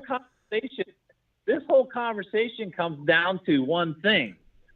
Smitty didn't have his emoji up for me. If he had the emoji up, we wouldn't be having this conversation. Ron, I get what you're trying to say. I really do get it, what you're trying to say, but you're trying to connect dots that aren't there because everybody in here is saying, but Cousins isn't changing spots. Like, you're asking me how I can give Carr a pass when I won't hypothetically give Cousins a pass. Ron, this is what you're saying. Ron, this is what you're saying. How can I not give Cousins a hypothetical pass when I'm giving Carr a pass? Is what you're saying. That's what you're saying. Check your supers. You're behind on supers. Okay. Let me put on screen here this draft. I'm going to drop. Everybody's in the draft, the mock draft. I'm going to let this mock draft ride because, look, what's his name? Big Dog really crapped the bed on us. Big Dog really shiated the bed. Just sharded all over the place. When he joined this draft and then went to sleep, we're taking away his man card because he was told, you got to get off the little phony poo and come to bed. And he's sitting there on the clock in this live draft. So we're heading over to mock draft right now, and we're taking away his Bijan card too. Your Bijan card has been revoked. Big else is on here? Big Dog's got to earn that back. We got AJ and Okafor, and then we got Marsman Rock Out on the line. Marsman, Rock Out. What can we do for you, pal? All right, rock out. Can I give you my terrible team? Sure. Vampy's up in the draft, the mock draft. The mock draft's on the screen. Ron, you do crack me up though. Hey, you ready? Ron Navy and I see. You already lost Big Dog. He fell asleep on you, so you needed some excitement in the room. You needed excitement going on. You know what's weird about Ron and I is we agree hardcore about 90% of everything, but that other 10%, Ron we couldn't disagree more on that. It's Kamara. It's the weirdest thing. Vampy says, I'm over Ron Navy and Smitty fighting every episode. Feels like my parents are arguing. Vampy dropped another $10 hauler. Said, hope everybody's having a good night. Thank you for that question, Vamp, too. That was a good one. Julius, appreciate you. Dallas Sports, appreciate you. Julius and Boyd. Boyd, remind me to drop that Garrett Wilson link at the bottom of the show. Hey, Vampy, I'm old enough to be your grandpa, probably. So Get you're off not your parents. lawn. Get Kirk Cousins' name out of your mouth. Okay, Ron Navy, what can we hit me with your team, pal? Oh, yeah. No, you mean Rock Out. Oh, Rock Out. I'm sorry, Rock Out. He's in the building. Hold on, let me play your intro real quick. Hold on. This is Rock Out, and he's in the building. I be going spit that fire. I be going preaching to your choir, and the Rock Out going to get it on now. Okay. 801 caller, are you there? Yeah. 801 caller, who's this?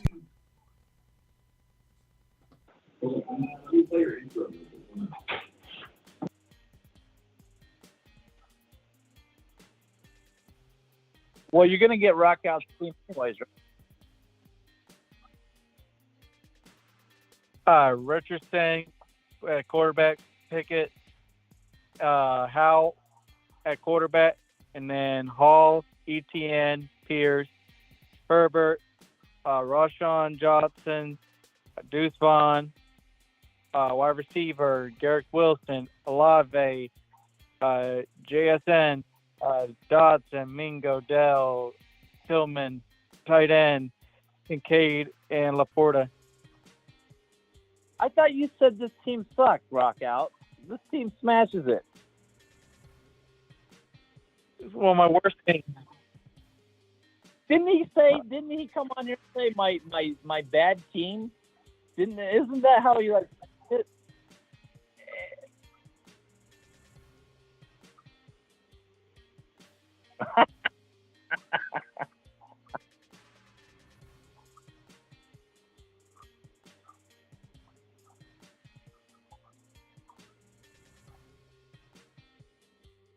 You're live on the Fantasy Football Show. Who's this? 801 caller. Who's this? Or 807 caller. 807 caller. Who are you? Jeff. Jeff, can you hang tight? Can you hang tight for me, Jeff? Yeah. Okay. All right, hang tight for me, Jeff. Rock Out. I like the team. I think the team's pretty good. I think the only thing I could even look at when I look at your team and say, oh, you should have done this or you could have done this, I would say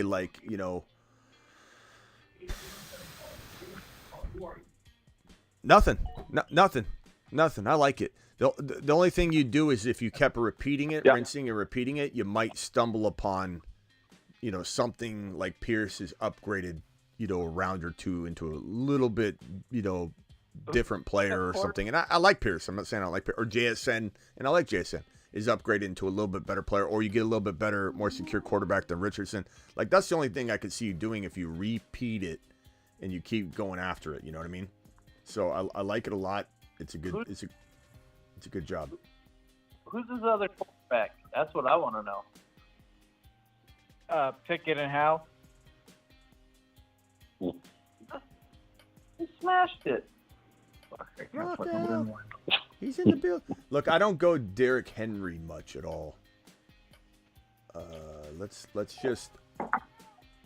see what I do here. Hold on. I got Chase. I got. This would be Jeff. Is this your first time calling? This would be an interesting approach here. Chase, Derrick Henry, Stevenson. Yeah, it's my first time. What's up, Jeff? Yeah, Jeff. What can I do for you? Welcome to the show. First time caller. Drop fire, Jeff. Thank you. Woo-hoo. I had a trade offer come across my desk here tonight. Just wanted your opinion, Smitty. All right, what is it? It's I'm in Ross St. Brown for T. Higgins and a 25 first. Probably pretty late dynasty, half PPR. 25 first. Okay. So I mean, in general, my stance on T. Higgins is that I like him as a third drafted player. I don't love him as a second drafted player. It's just I don't think it's a crazy stance either. I mean, I could see a world where maybe I do like a second option on a team. Even in Burrow's team, this offense is amazing. So it's not like it's the offense that's holding me back. But I don't like my second drafted player being the second option on the team. I just don't. I don't like Waddle in the second round. I don't like T. Higgins in the second round. Amon-Ra's first round material. Like he's 11, 12, 13, 14. So you're talking about a pretty big difference. It's over 12 draft slots, an entire round difference. And I guess my qualm here would be that a 25 first is so far out into the future. I don't even know. And you might think your league's going to stay together, but you'd be surprised at some of the leagues I see fall apart. This is so far away that what if you do all this, you don't win for 2 years, and then it folds, the league folds, whatever. I'd rather just keep the better player, especially when you tell me you think it's probably not a high first round pick. No, I'm not doing this trade. Not for me. I love Amon-Ra. Yeah. But I didn't pick either. I'm pretty high on Amon-Ra. But that's just me. I mean, some people Amon-Ra, keep him. Yeah, I agree. Yeah, some people love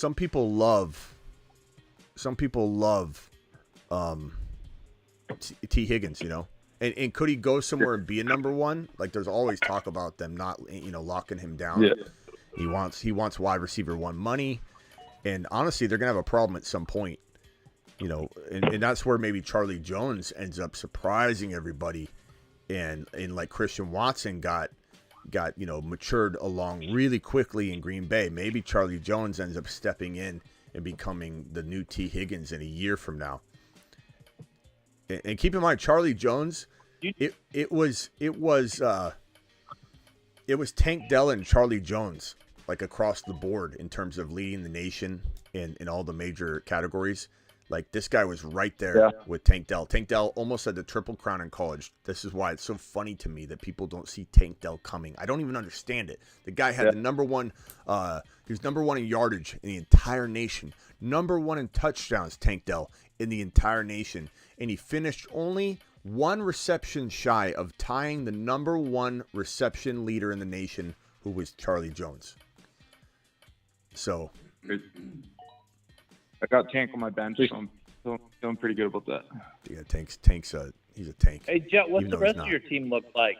Because you need more for Amon-Ra. You need a lot more for him. I mean, my team's what else do you got on the team? As far as receivers go, I got JJ, DK, Amon-Ra, Elijah Moore, Tank Dell, Mims. Nobody else really worth mentioning. No, but you're killing it with those receivers. Yeah. Just keep the better player and don't worry about 2025 right now. T. Higgins gets banged up. He's a number two. He's always hurt. He's always hurt, bro. He's always hurt. Amon-Ra's mad too. He's mad. You know what, bro? If Amon-Ra heard you were going to trade him, he would stare you down, come to your house. Like Amon-Ra would not be happy with you right now. Where's the area code, Jeff? Where are you from? What's that? I'm from Thunder Bay, Ontario. The 807 area code. Where's that at? Ontario. Attaboy. Oh, you got an international call, Smitty. Representing Canada in the house. Representing. Yes, sir. We're national. We're global now. We're national. We're global. We're overseas. You're getting them from Canada, going worldwide. Nice. Yeah, worldwide. Boats and drafts worldwide. Nobody does it like you do. Yeah, nobody does it like this community here. All right, I'm almost on the clock here. I got Chase. I don't take Derrick Henry very often, but I'm in Snipe City, and I thought, you know what? Let's see what this looks like. And now I'm on the clock. I got one wide receiver. I got two RBs. Let's see here. Keenan Allen, McLaurin. Oh man, this is just—I don't even know how this happens to where we all snipe each other's players just perfectly, and then when I'm on the clock, it's like what's left? What's left? What I do? We left.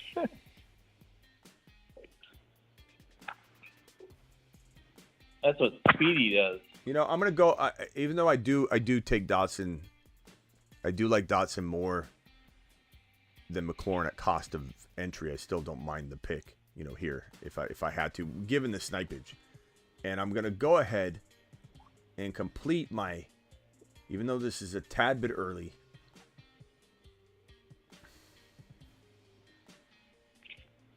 Do I do it? Do I do it? Yeah, I don't like any of the other picks. This is early. This is really early. T-Law normally goes in 6, but my team looks fire, so I'm fine. I'm fine with it. Hey, Smitty. Yeah. Can I get an opinion on a dynasty trade I got? Yeah, go ahead. You guys can hang on the phone. AJ left. AJ didn't. AJ, call back if you've got Jeff left. I don't think these guys realize they could have stayed on the phone, but call back AJ and Jeff if you want to get back on. Go ahead, Rockout. What do you got? Yeah. Just paying international charges, though. That's true. He wants CeeDee Lamb and a 4th round from me, and he would give me Zay Flowers, a 1st and a 2nd for next year. CeeDee Lamb and a 4th rounder you're sending away. Let me put this on the screen. And you're getting what? Flowers from Baltimore, and then a 1st and a 2nd next year. Where's the 1st and 2nd going to be? Yeah, that's the only thing. I'm not sure where it's going to be. Guess. You got to guess for me. You got to give me some. Does it have a shot at being top 4 or no? If no, then I walk away. Hold on one sec. If I felt more confident right now at this stage in the game for Flowers, like if he was shining and he wasn't like just recently signed and behind the 8 ball essentially, and it'd be different. But like again, my same answer to you is the answer I just gave in the other Amon-Ra trade offer. Jeff, go ahead and actually DM me on IG as well, because I can get you. Yeah, I think it's gonna be in the middle of the. Yeah. Walk away, Rockout. Disapproved. Yeah, that's what I thought too. Jeff, email me, bro, or email me at thefantasyfootballshow.com, or send me a DM on Instagram. I'll get you in the voicemail group, so you could drop voicemails on the daily, Jeff, and it won't charge you anything. You know what I mean? That way I can get you involved in the show and you don't have to, unless you want to call international. I don't know if maybe it's not even charging him anything. Maybe he's got that amazing cell coverage. I wonder if you could put the number into Messenger, call one of those apps, and do the free international. I mean, I thought about getting an 800 number too as well, but hold on, let me get. You're live on the Fantasy Football Show. Who am I talking to? What is up, Jeremy? Jeremy? No, not much, man. How you been? I'm good. What can I do for you, Jeremy? Just gonna get some trade advice, hopefully. Where are you calling from, Jeremy? I'm in Thunder Bay. Where? Butter? Thunder Bay. I'm up in Ontario. Oh, we're all about Canada today. Okay. Yeah, the guy in my league said he just called in and he said he got through. I was like, fuck, okay, I'm calling him. I need some advice. Same league. I love it. 2 Canadians calling in the same league, just competing here. How can we help you? Who is it, Jeff? How can we help you beat Jeff? Jeff hung up. So I got offered a trade tonight to give up Ridley and Pacheco for Slayton, Swift, and Richardson. Hold on. Ridley and Pacheco. Pacheco for who? For Darius Slayton, DeAndre Swift, and Anthony Richardson. And is it a super flex? Is it? What is it? I guess what's his Dynasty League and half PPR. And it's super flex. Is it super flex? Sorry? It is super flex. I want to confirm. Single QB. Single QB. Okay, then I'm gonna say walk away. Well. Yeah. Turn it down. Well, hold on. Who's your quarterback if you get rid of? I got Trevor Lawrence, Jordan Love, and Kirk Cousins already. Okay, so you're trading away Richardson and Swift. No. Sorry, the opposite way. Okay, then yeah, I mean you don't need if it's one QB and you got Trevor Lawrence. I don't think I would get rid of the Ridley Pacheco combination. I'm not saying I don't love Swift, at the cost of entry. I'm not saying I don't love Anthony Richardson, but Slayton's nothing. You're literally that's how I looked at it too. You tell Jeff pretty much just a toss in. You tell Jeff to roll this trade offer up real nice and tight. And send it back. It ain't Jeff offering me that trade. Just kidding, Jeff. We're giving Jeff a hard time because he hung up, but we knew he was calling from Canada. We were just joking with him, but yeah, I know it's kind of funny. Him and I are laying down to flooring tonight. I was like, "Fuck this! I got a trade offer. I got to call in. Sorry for swearing." That's right. Sorry. Canadians can swear. It's fine. So, anyways, boys, enjoy the rest of your evening. Thanks a lot, eh? All right, eh? Cheers from Canada, boys. Hey. See you later, eh? Hey, have a good one, eh? Yeah. Thanks, boys. Later, pal. We got another caller here. This is the 215. Who is on the line here?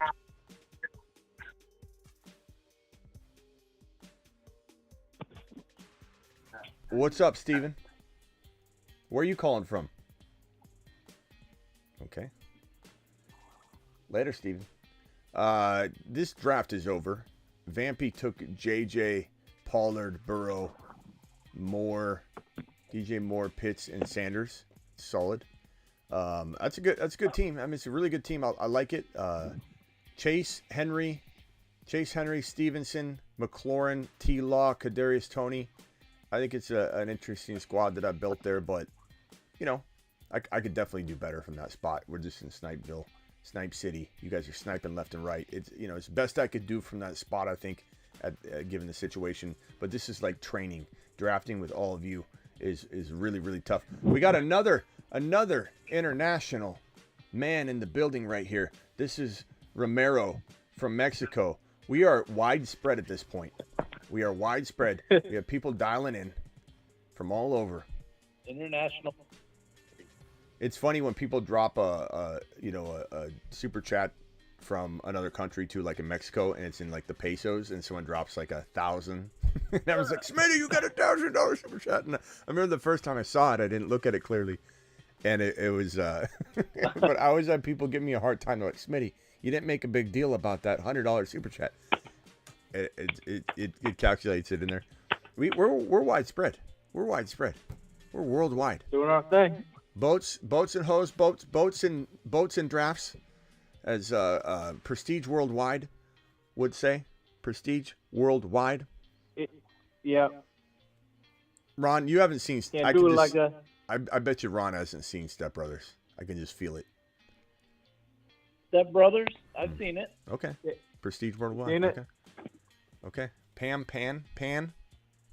Is it Pan or Pam? Pam. Kelsey, Waddle, Adams, Mixon, Dobbins. Okay. Pam. Yeah, I mean, I don't like Mixon.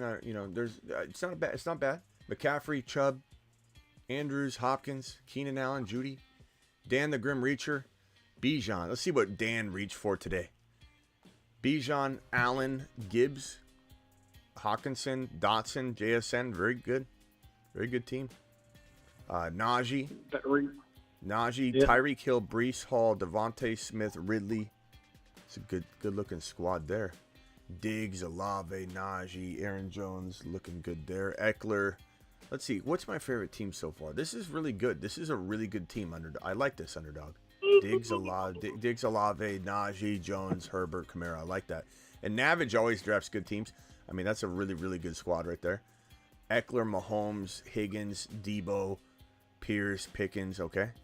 Lamb, St. Brown, Walker. Woo, this one. Look, this Turf Burners is getting me all worked up here.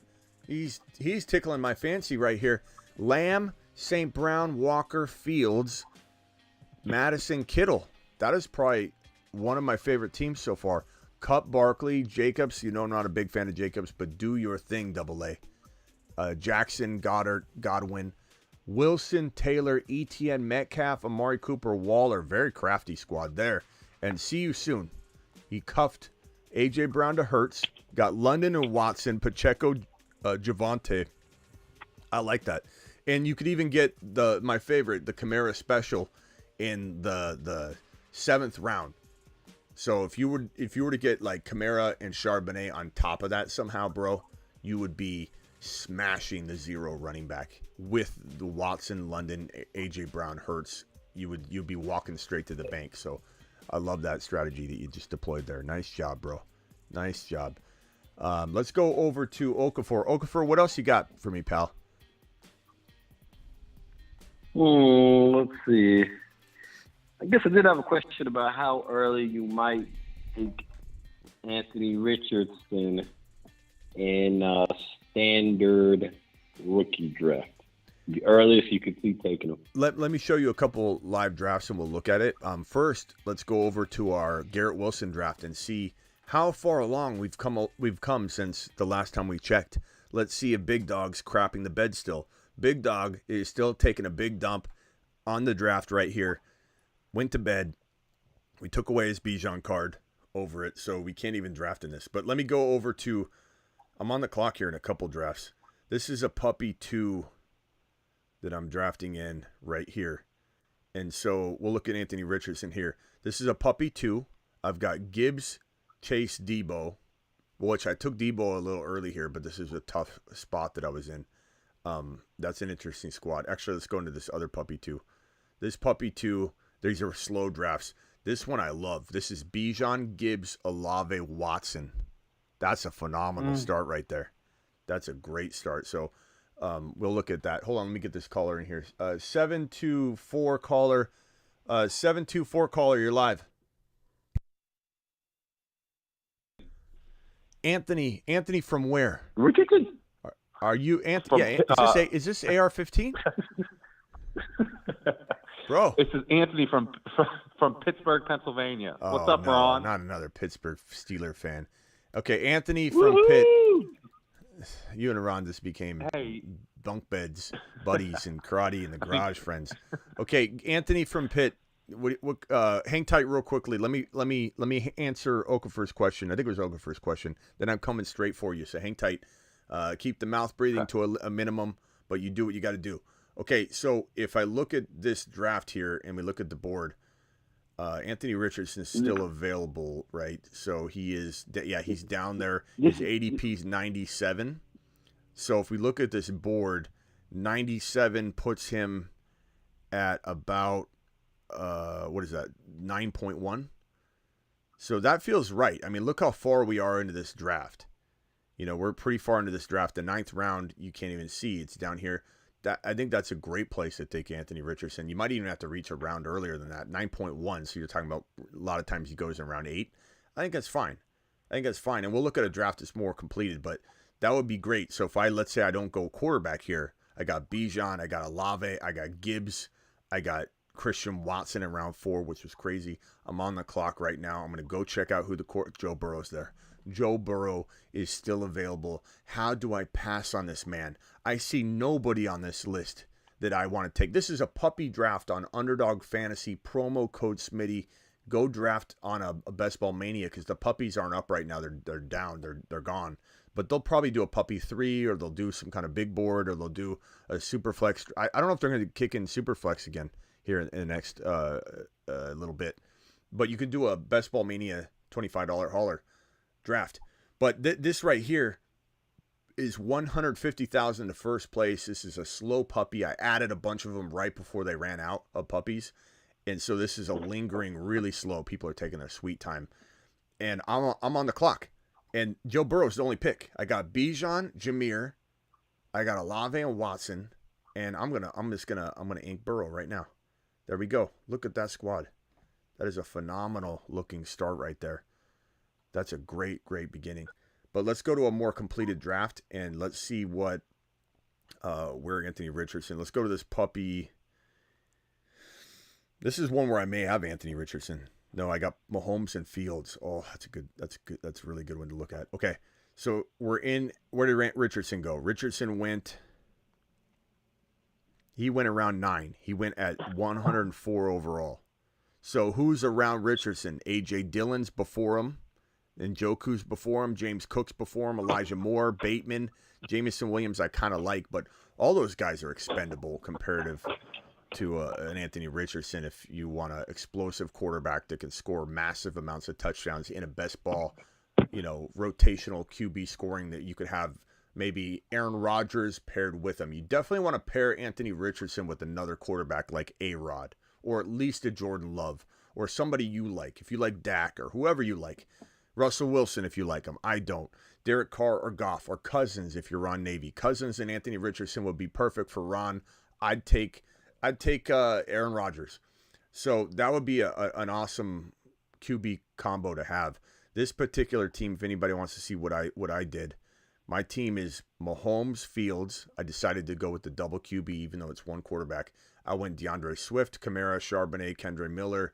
I've got Chase, Debo. I don't know why I have so many Debos in the last couple drafts, but it's the way it's fallen.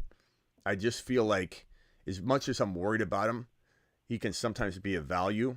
And I love that I have Chase, Debo, London, Jameson Williams, Swift, Kamara, Charbonnet, Kendre Miller, and then Patrick Mahomes and Fields. So kind of a cool looking light running back room to go along with.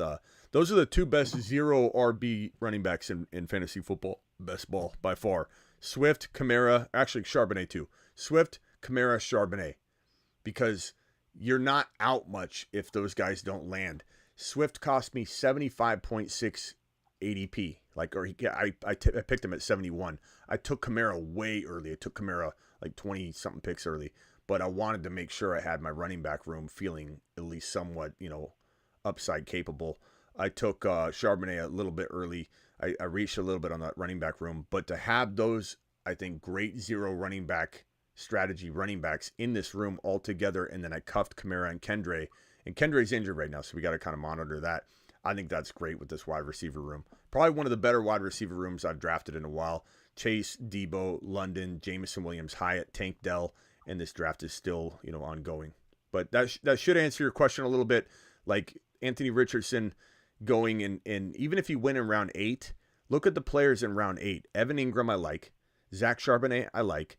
Javonte, I like. Darren Waller, those are all good players. But Cortland Sutton, Zay Flowers, Gabe Davis, Treylon Burks, James Conner, Dak Prescott, Brandon Cooks, David Montgomery's, decent. I'd take an Anthony Richardson in a heartbeat around those names if I needed a quarterback in a heartbeat. Yeah, I meant in a rookie draft. But that information helps too. All that for nothing. No, I'll let you go out because it might help somebody that, might have that particular question. Not a game. We're talking about practice. Is it one QB before I run my mouth again? Is it one QB? Yeah. One QB. Honestly, if you needed a quarterback very badly, I'd say 6, 7, 8, 5, 6, 7, 8, 9. It's a big range. It just depends. I like Kincaid a lot more than the average bear. I love Charbonnet a lot more than the average bear. I'm taking both those guys probably at 5, 6, 7 when most people would want to take them a handful of picks later. And I'd take Anthony Richardson. If I needed a quarterback badly, I'd take him in the 6, 7. I don't care. I'll reach a little bit in a rookie draft. Rookie drafts don't make me too nervous in terms of reaching. I don't think you leave a lot on the table when it comes to a rookie draft reaching because ADP is only lasting so long where it makes sense. I'll take Tank Dell at 2.1, even if his ADP says third round. I really don't want to take the risk that someone's going to get cute in the middle of round 2 when I really don't give a crap about a majority of the players getting drafted in round 2 at all. I really don't care. Rookie drafts, I don't care about ADP the same way once you get past about the top 4, 5, 6 guys. I really don't. I'll take Tank Dell at 1.11, 1.10 if I have no other pick. I don't care. I don't care. In Kincaid, I'll take 5th, 6th overall. Charbonnet, I'll take 6th overall without batting an eye. And if you need a quarterback, Anthony Richardson is a good enough player to where I would take him at 5, 6, 7 if I needed a quarterback. Now, if you're good at quarterback, you got a Burrow or a Trevor Lawrence or a Fields or someone like that, then no. Obviously, I'd rather go swing at Kincaid or Charbonnet than go that route, unless you can trade. But in a 1 QB league, you're probably not going to trade Anthony Richardson for remotely what you think you're going to, because not many people are going to need a quarterback, bro. Yeah, I got the 4 pick, and I have Deshaun Watson and no other quarterbacks. And I really kind of want to swing on Richardson just because that upside is so. What's your pick? Massive. What pick do you have? The 4th. I would trade down, like a couple picks maybe gain something. But, I mean, the 4th pick, Gibbs will be gone. Bijan will be gone. It's a 1 QB, so those guys will be gone. JSN is probably the odds-on favorite to be 3rd. And it's like, you're not crazy.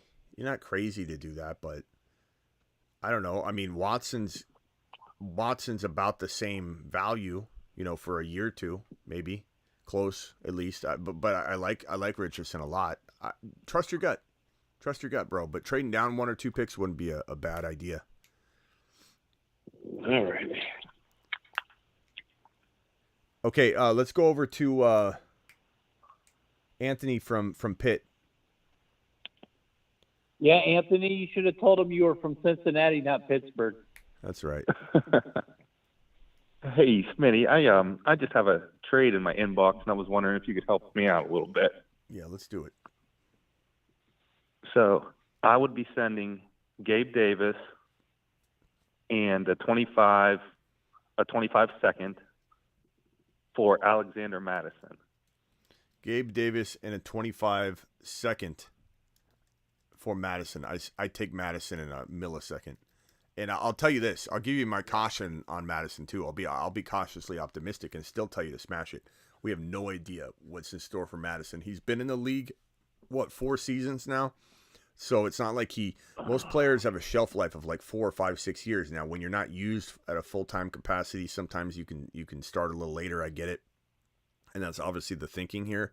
But he's got to hit this out of the park or he has no starting job next year. This isn't okay, draft capital's there. He's going to get more than one chance. Like, think of Najee last year. Najee had the Liz Frank. He struggled. Najee was not losing his job. There's high investment, high draft capital. They stuck with them. There's a lot of Jalen, a lot of talk about, timeshares and could he lose some of his work? Like mid-season, there's a lot of talk about that with Jalen Warren. But this is not going to be the case for Madison. McBride could take his job at any waking moment because there's not anything that's going to hold Minnesota back, financially or draft capital wise on replacing him, especially when they like McBride a lot, or Ty Chandler, he's still in the mix. But Gabe Davis is already, I think, I don't want to say he's decreased in value for good, but I feel like he's on a downward, trend as far as his value goes. The second rounder, I said 25 second round pick, right? 25 second. Yep. That's nothing to me. Like, would I take a free one? Sure. But is that going to influence anything? No. So give me Madison, the shot that Madison thrives this year and walks into 2024 as the starter. Or even if, let's say, Madison has a great year but isn't guaranteed anything next year, he's still going to probably outplay Gabe Davis, who's not guaranteed much for the future anyway. I think Kincaid takes the number 2 job away from Davis, even though he's a tight end. He's playing the slot. So Madison, home run, just easy smash. I don't even have to think about it. Not to mention the trade value on the Madison side. If you want to flip this like a house into something different, much better. So take Madison and run. Thank you. I appreciate it, Smitty. Yeah, you can stay on the line if you want to. I don't know how much longer I'm staying. We've been live for 2 hours. Okafor, you got any final thoughts?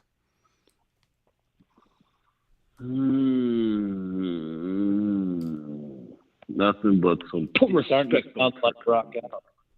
What? It did sound like rock out. What was your final thought, Okafor?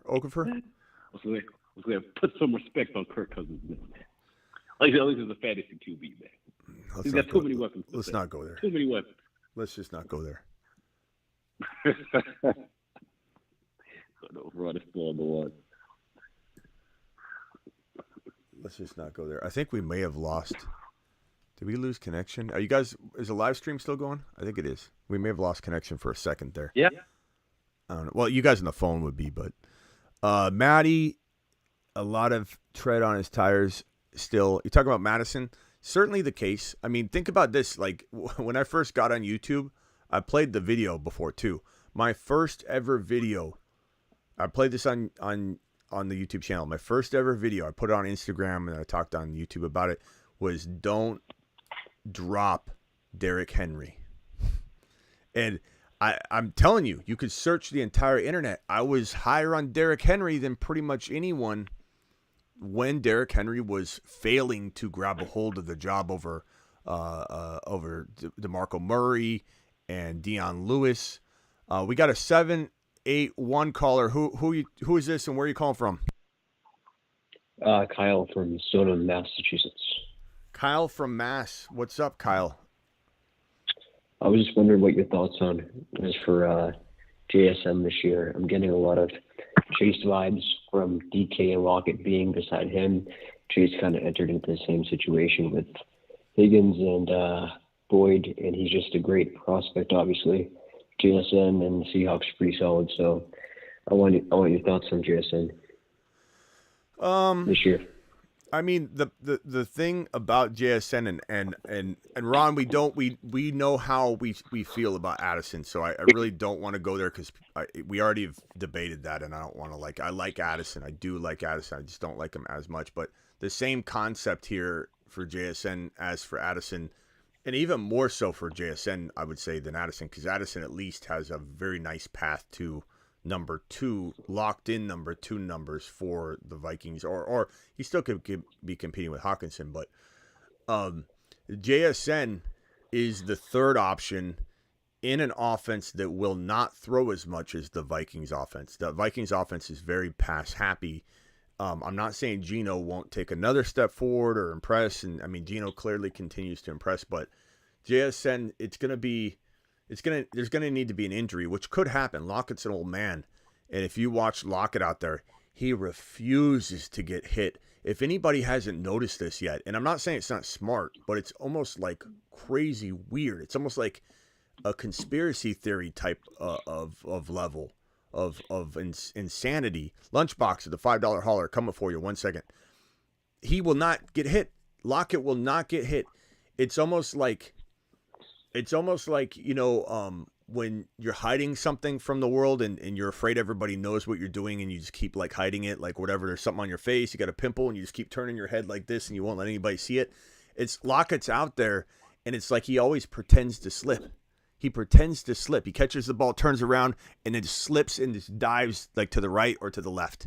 And it's like he runs out of bounds. He never gets hit. He never. Watch a game. Watch Lockett. He never gets hit. I don't know what it is. It's the weirdest thing in the world, but it keeps him healthy, and so that's the concern about it. But if he's older, if he gets hurt and JSN goes into the number 2 role in a Seattle passing attack, which is going to be a very run-heavy system, then you have the situation where I think he could earn some of the value that people are drafting him at, because he's getting drafted, I think, almost way too high based on what you just said a minute ago, the upside, the appeal, the skill set. He landed in a pretty bad spot. I don't think people are willing to admit that, but I will.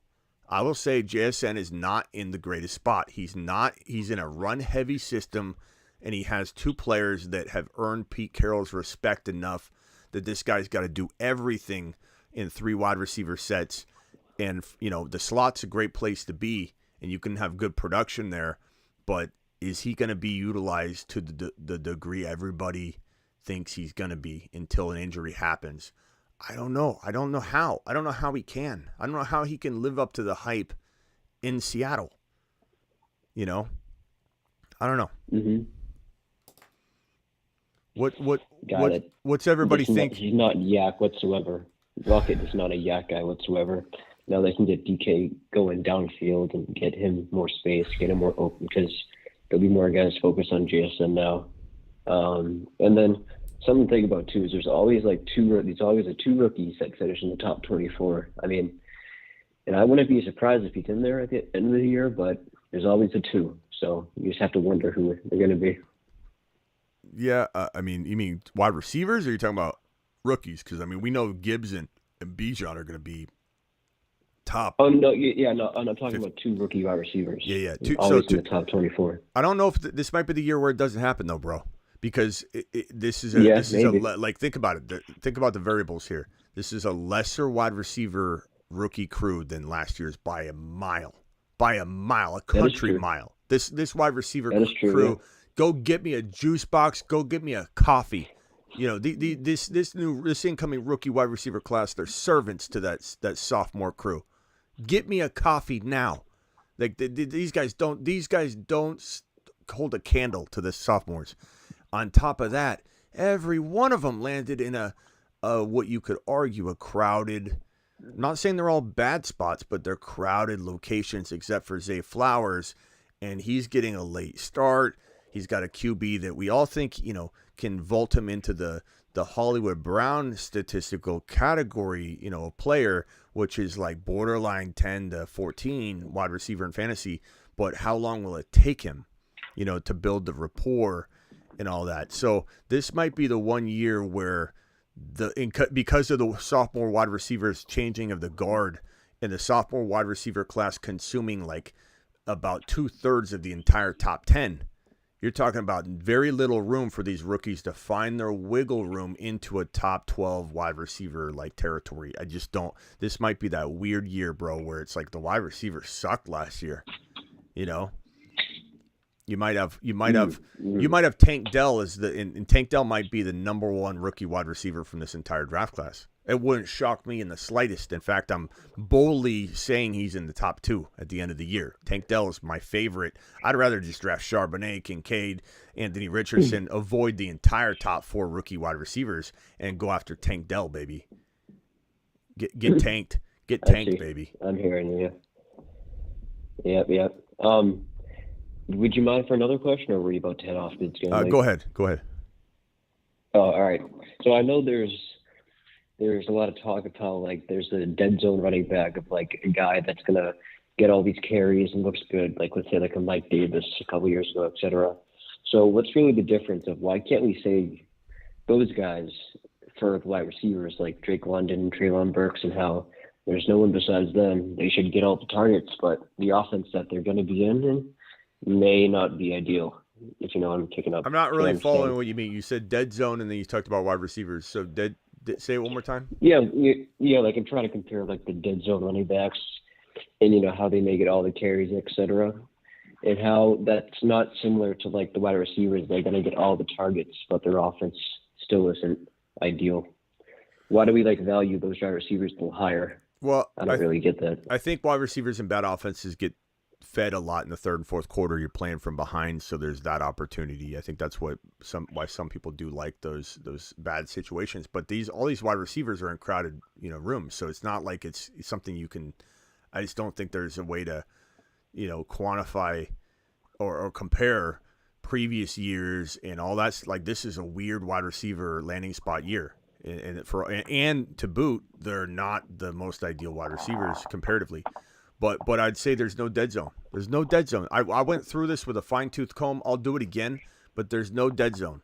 Everybody likes to throw the dead zone term around, and so I investigated it, and maybe I need to investigate it again because ADPs move, but there's running backs to grab everywhere, and you can go like Najee is in 3-4, you know, Breece Hall, ETN in 3, like, so we can't even talk about the third round. It's loaded. Walker's in 4. Jahmyr Gibbs is in 4. 4 is fine. 4 is fine. 2, you can get Nick Chubb, Barkley, Jonathan Taylor. Bijan's in 1. Pollard's in 2, 3. Like, there's no dead zone at all in the top 4. Okay, so let's go to round 5. You go to round 5, and maybe that's a territory where you start saying, okay, it's iffy there. I probably want to go wide receiver more, but like Aaron Jones is there, Madison's there. We'll see what happens with Dalvin Cook. 6, 7. Even Gibbs is there too. Sometimes Gibbs falls there. I would say if there is a parting of the seas of running back, like landing, like ideal landing spots in the ADP data, it would be round 5. Round 5 could be where the running backs part seas, and they go into round 6 and they go into round 4, and round 5 is the only vulnerable place for a dead zone. Round 6, you got Swift, Kamara in round 7, Dalvin Cook, Alexander Madison still in round 6 sometimes. Dameon Pierce is in 6. Montgomery's in 6, 7. Charbonnet, Javante. I mean, it literally goes down. And then when you get into like 9-10, it's sometimes Kamara is still there. You've got Khalil Herbert, who I like a lot. You got P. Ryan. You've got, a bunch of players there. And then once you start getting to 10, 11, 12, it's not a dead zone. They're just drying up. It's not a dead zone. So I just don't. It's more of a wide receiver dead than there is a running back dead zone. Where do you think the wide receiver dead zone is, Ron? And let's look at it. After 7 or 8, round 7 or 8, there's a dead zone right in there. After Dotson, it's pretty much dead until you get down to where. Yeah, I would say that's probably. I would say it's almost like the drop off so distasteful. Like it's not so much it is a little bit of a dead zone. I guess you could look at it like that. That you're like, I don't want to go near these guys. So it's like a distasteful feeling. And then you get back into the wide receivers like Jameson and those guys. You're like, okay, now I like wide receiver. Tony, I like wide receiver. Kadarius Toney around 7. But like at 5-6, you start getting a little worried and you're like, okay, who do I go? So I could see that. Maybe we do a dead zone wide receiver video because I think that's probably the only dead zone available right now. I think too, depending on how you look at the certain wide receivers, I think, pretty much after DK, where you got Sutton and you got Judy and that little area in between where you have Watson and London, and after you have basically Olave in that area. In between there's like a wide receiver dead zone to me, anyways. I think there is. Like any. Hold on, Vampy dropped to 20. Hold on. Alert! Super chat alert!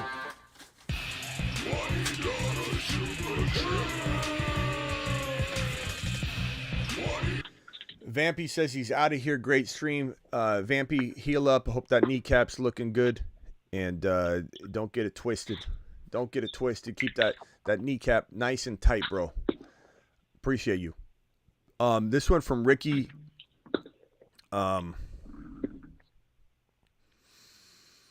Watermelon or peach jelly?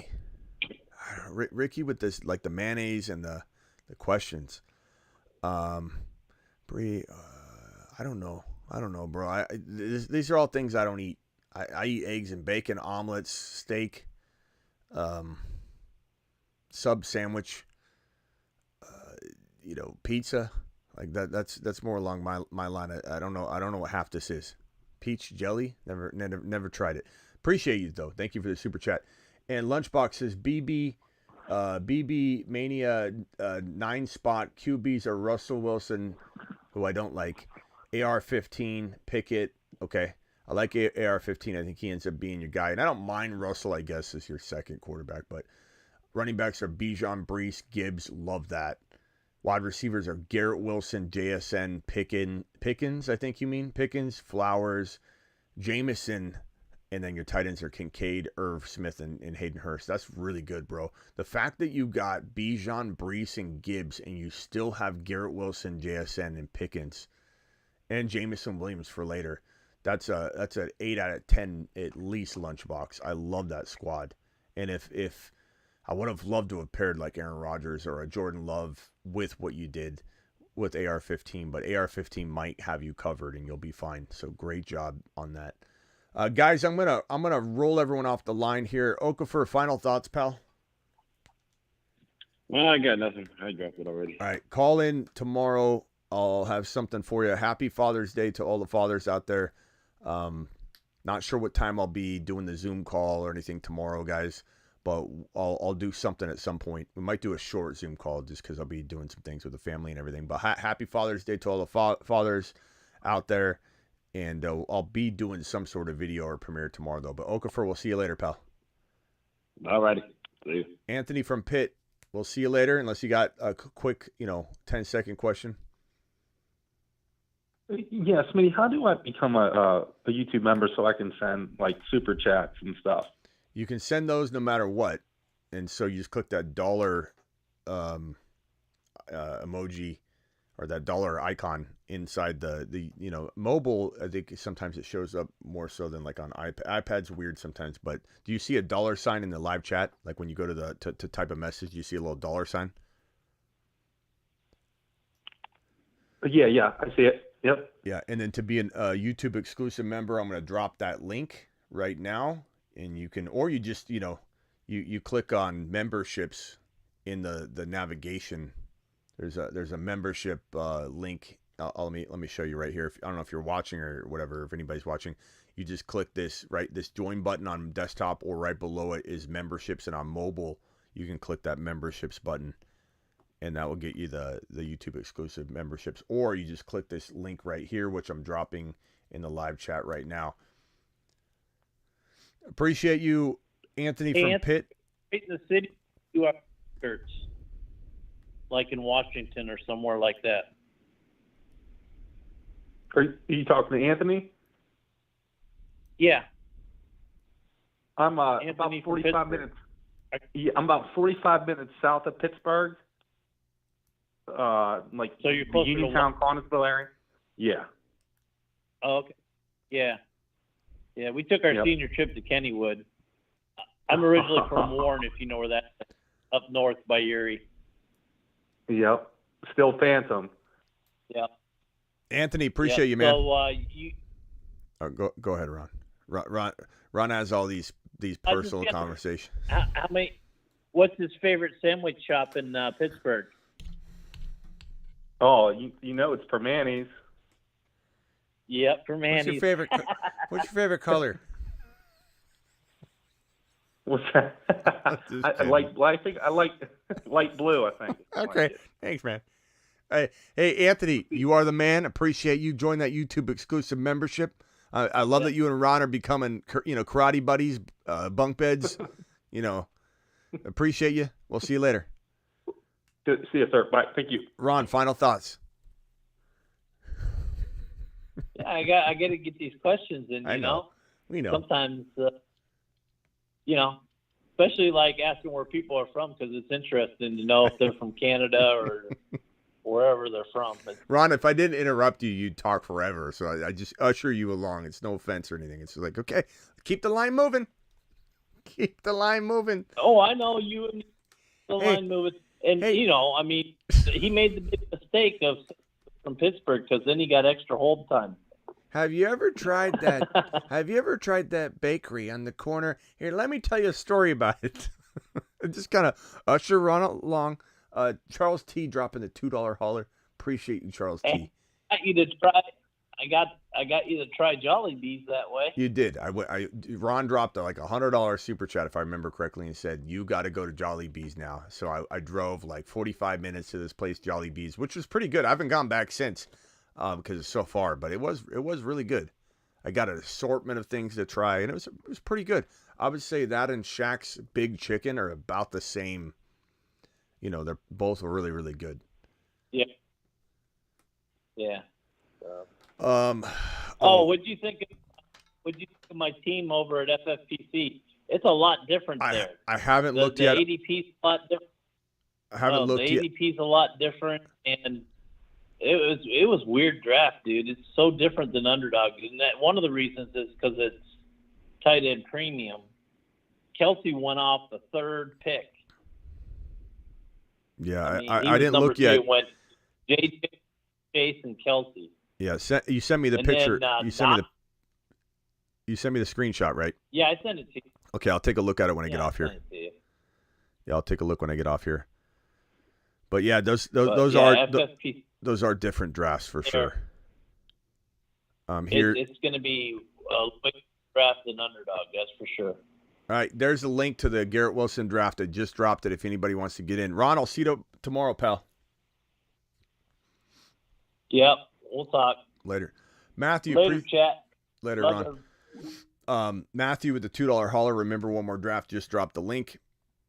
Let me see how many people have got in on it. 6 more to start. 5 more to start. 4 more. Hopefully this one's going to go faster than the other one, because Big Dog just fell asleep on the crapper in the middle of the second round. All right, guys, appreciate every single one of you. Appreciate all the super chatters. Matthew, Charles T. Let me holler out all the super chatters for the night. Appreciate you guys keeping the lights on. Matthew, thank you. Charles T. Thank you, Vampy, for dropping the $20 holler. Thank you, Ricky, for dropping your super chat. Lunchbox in the building. Vampy with the $5 holler. Everybody drop a prayer emoji for Vampy, who's recovering from a dislocated patellar kneecap, just like Mahomes. Julius dropping the super chat, and Dallas Sports dropping the super chat and following. Julius, appreciate you. Matthew, appreciate you. And looks like we got another super chat in the building. It's Charles T saying, Jolly Bees only good in Philippines, Ron.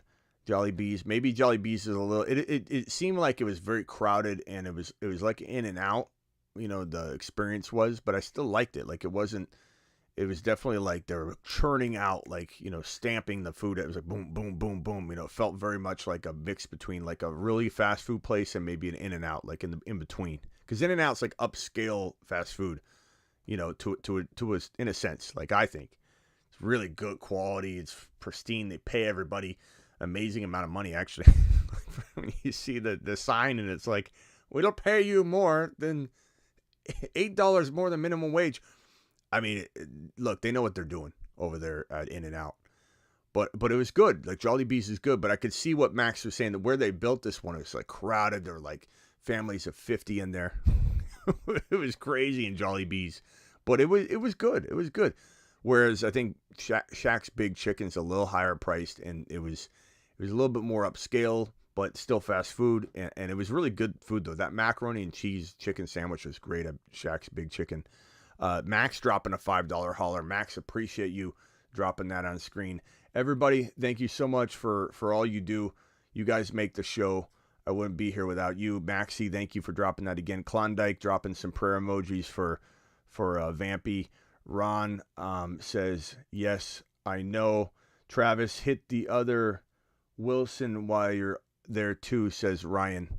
I don't know what Wilson you're talking about, though. Hopefully it's not Russ Wilson.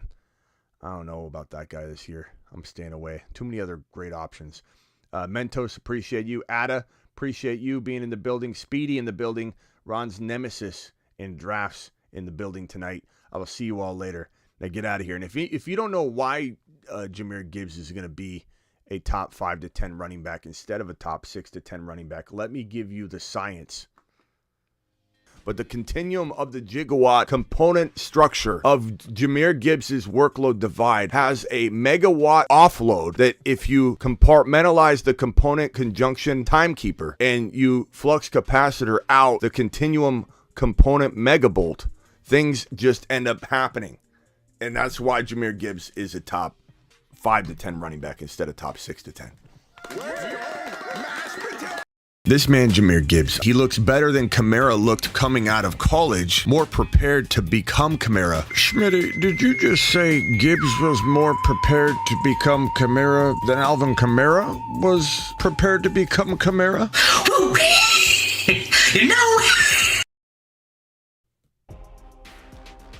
No! Appreciate you being here. Was that only lady here? I don't think so. I think we definitely have a nice... different amount of, I would say diversity across the channel for sure, where we have everybody from Canada, even locationally. We got ladies, we got guys, we got bad drafters, we got good drafters. We are a diversified channel. We had a lot of Canadians calling in tonight. We're just doing it live. Appreciate every single one of you. Hit that like button on your way out the door. Deuces, everybody. Appreciate every single one of you. Happy Father's Day to all the fathers out there. Happy Father's Day to all the single moms that are actually playing the father role as well. How you like that one? There are some mothers out there that are also playing that father role. So happy Father's Day to all. that are playing that father role. Later.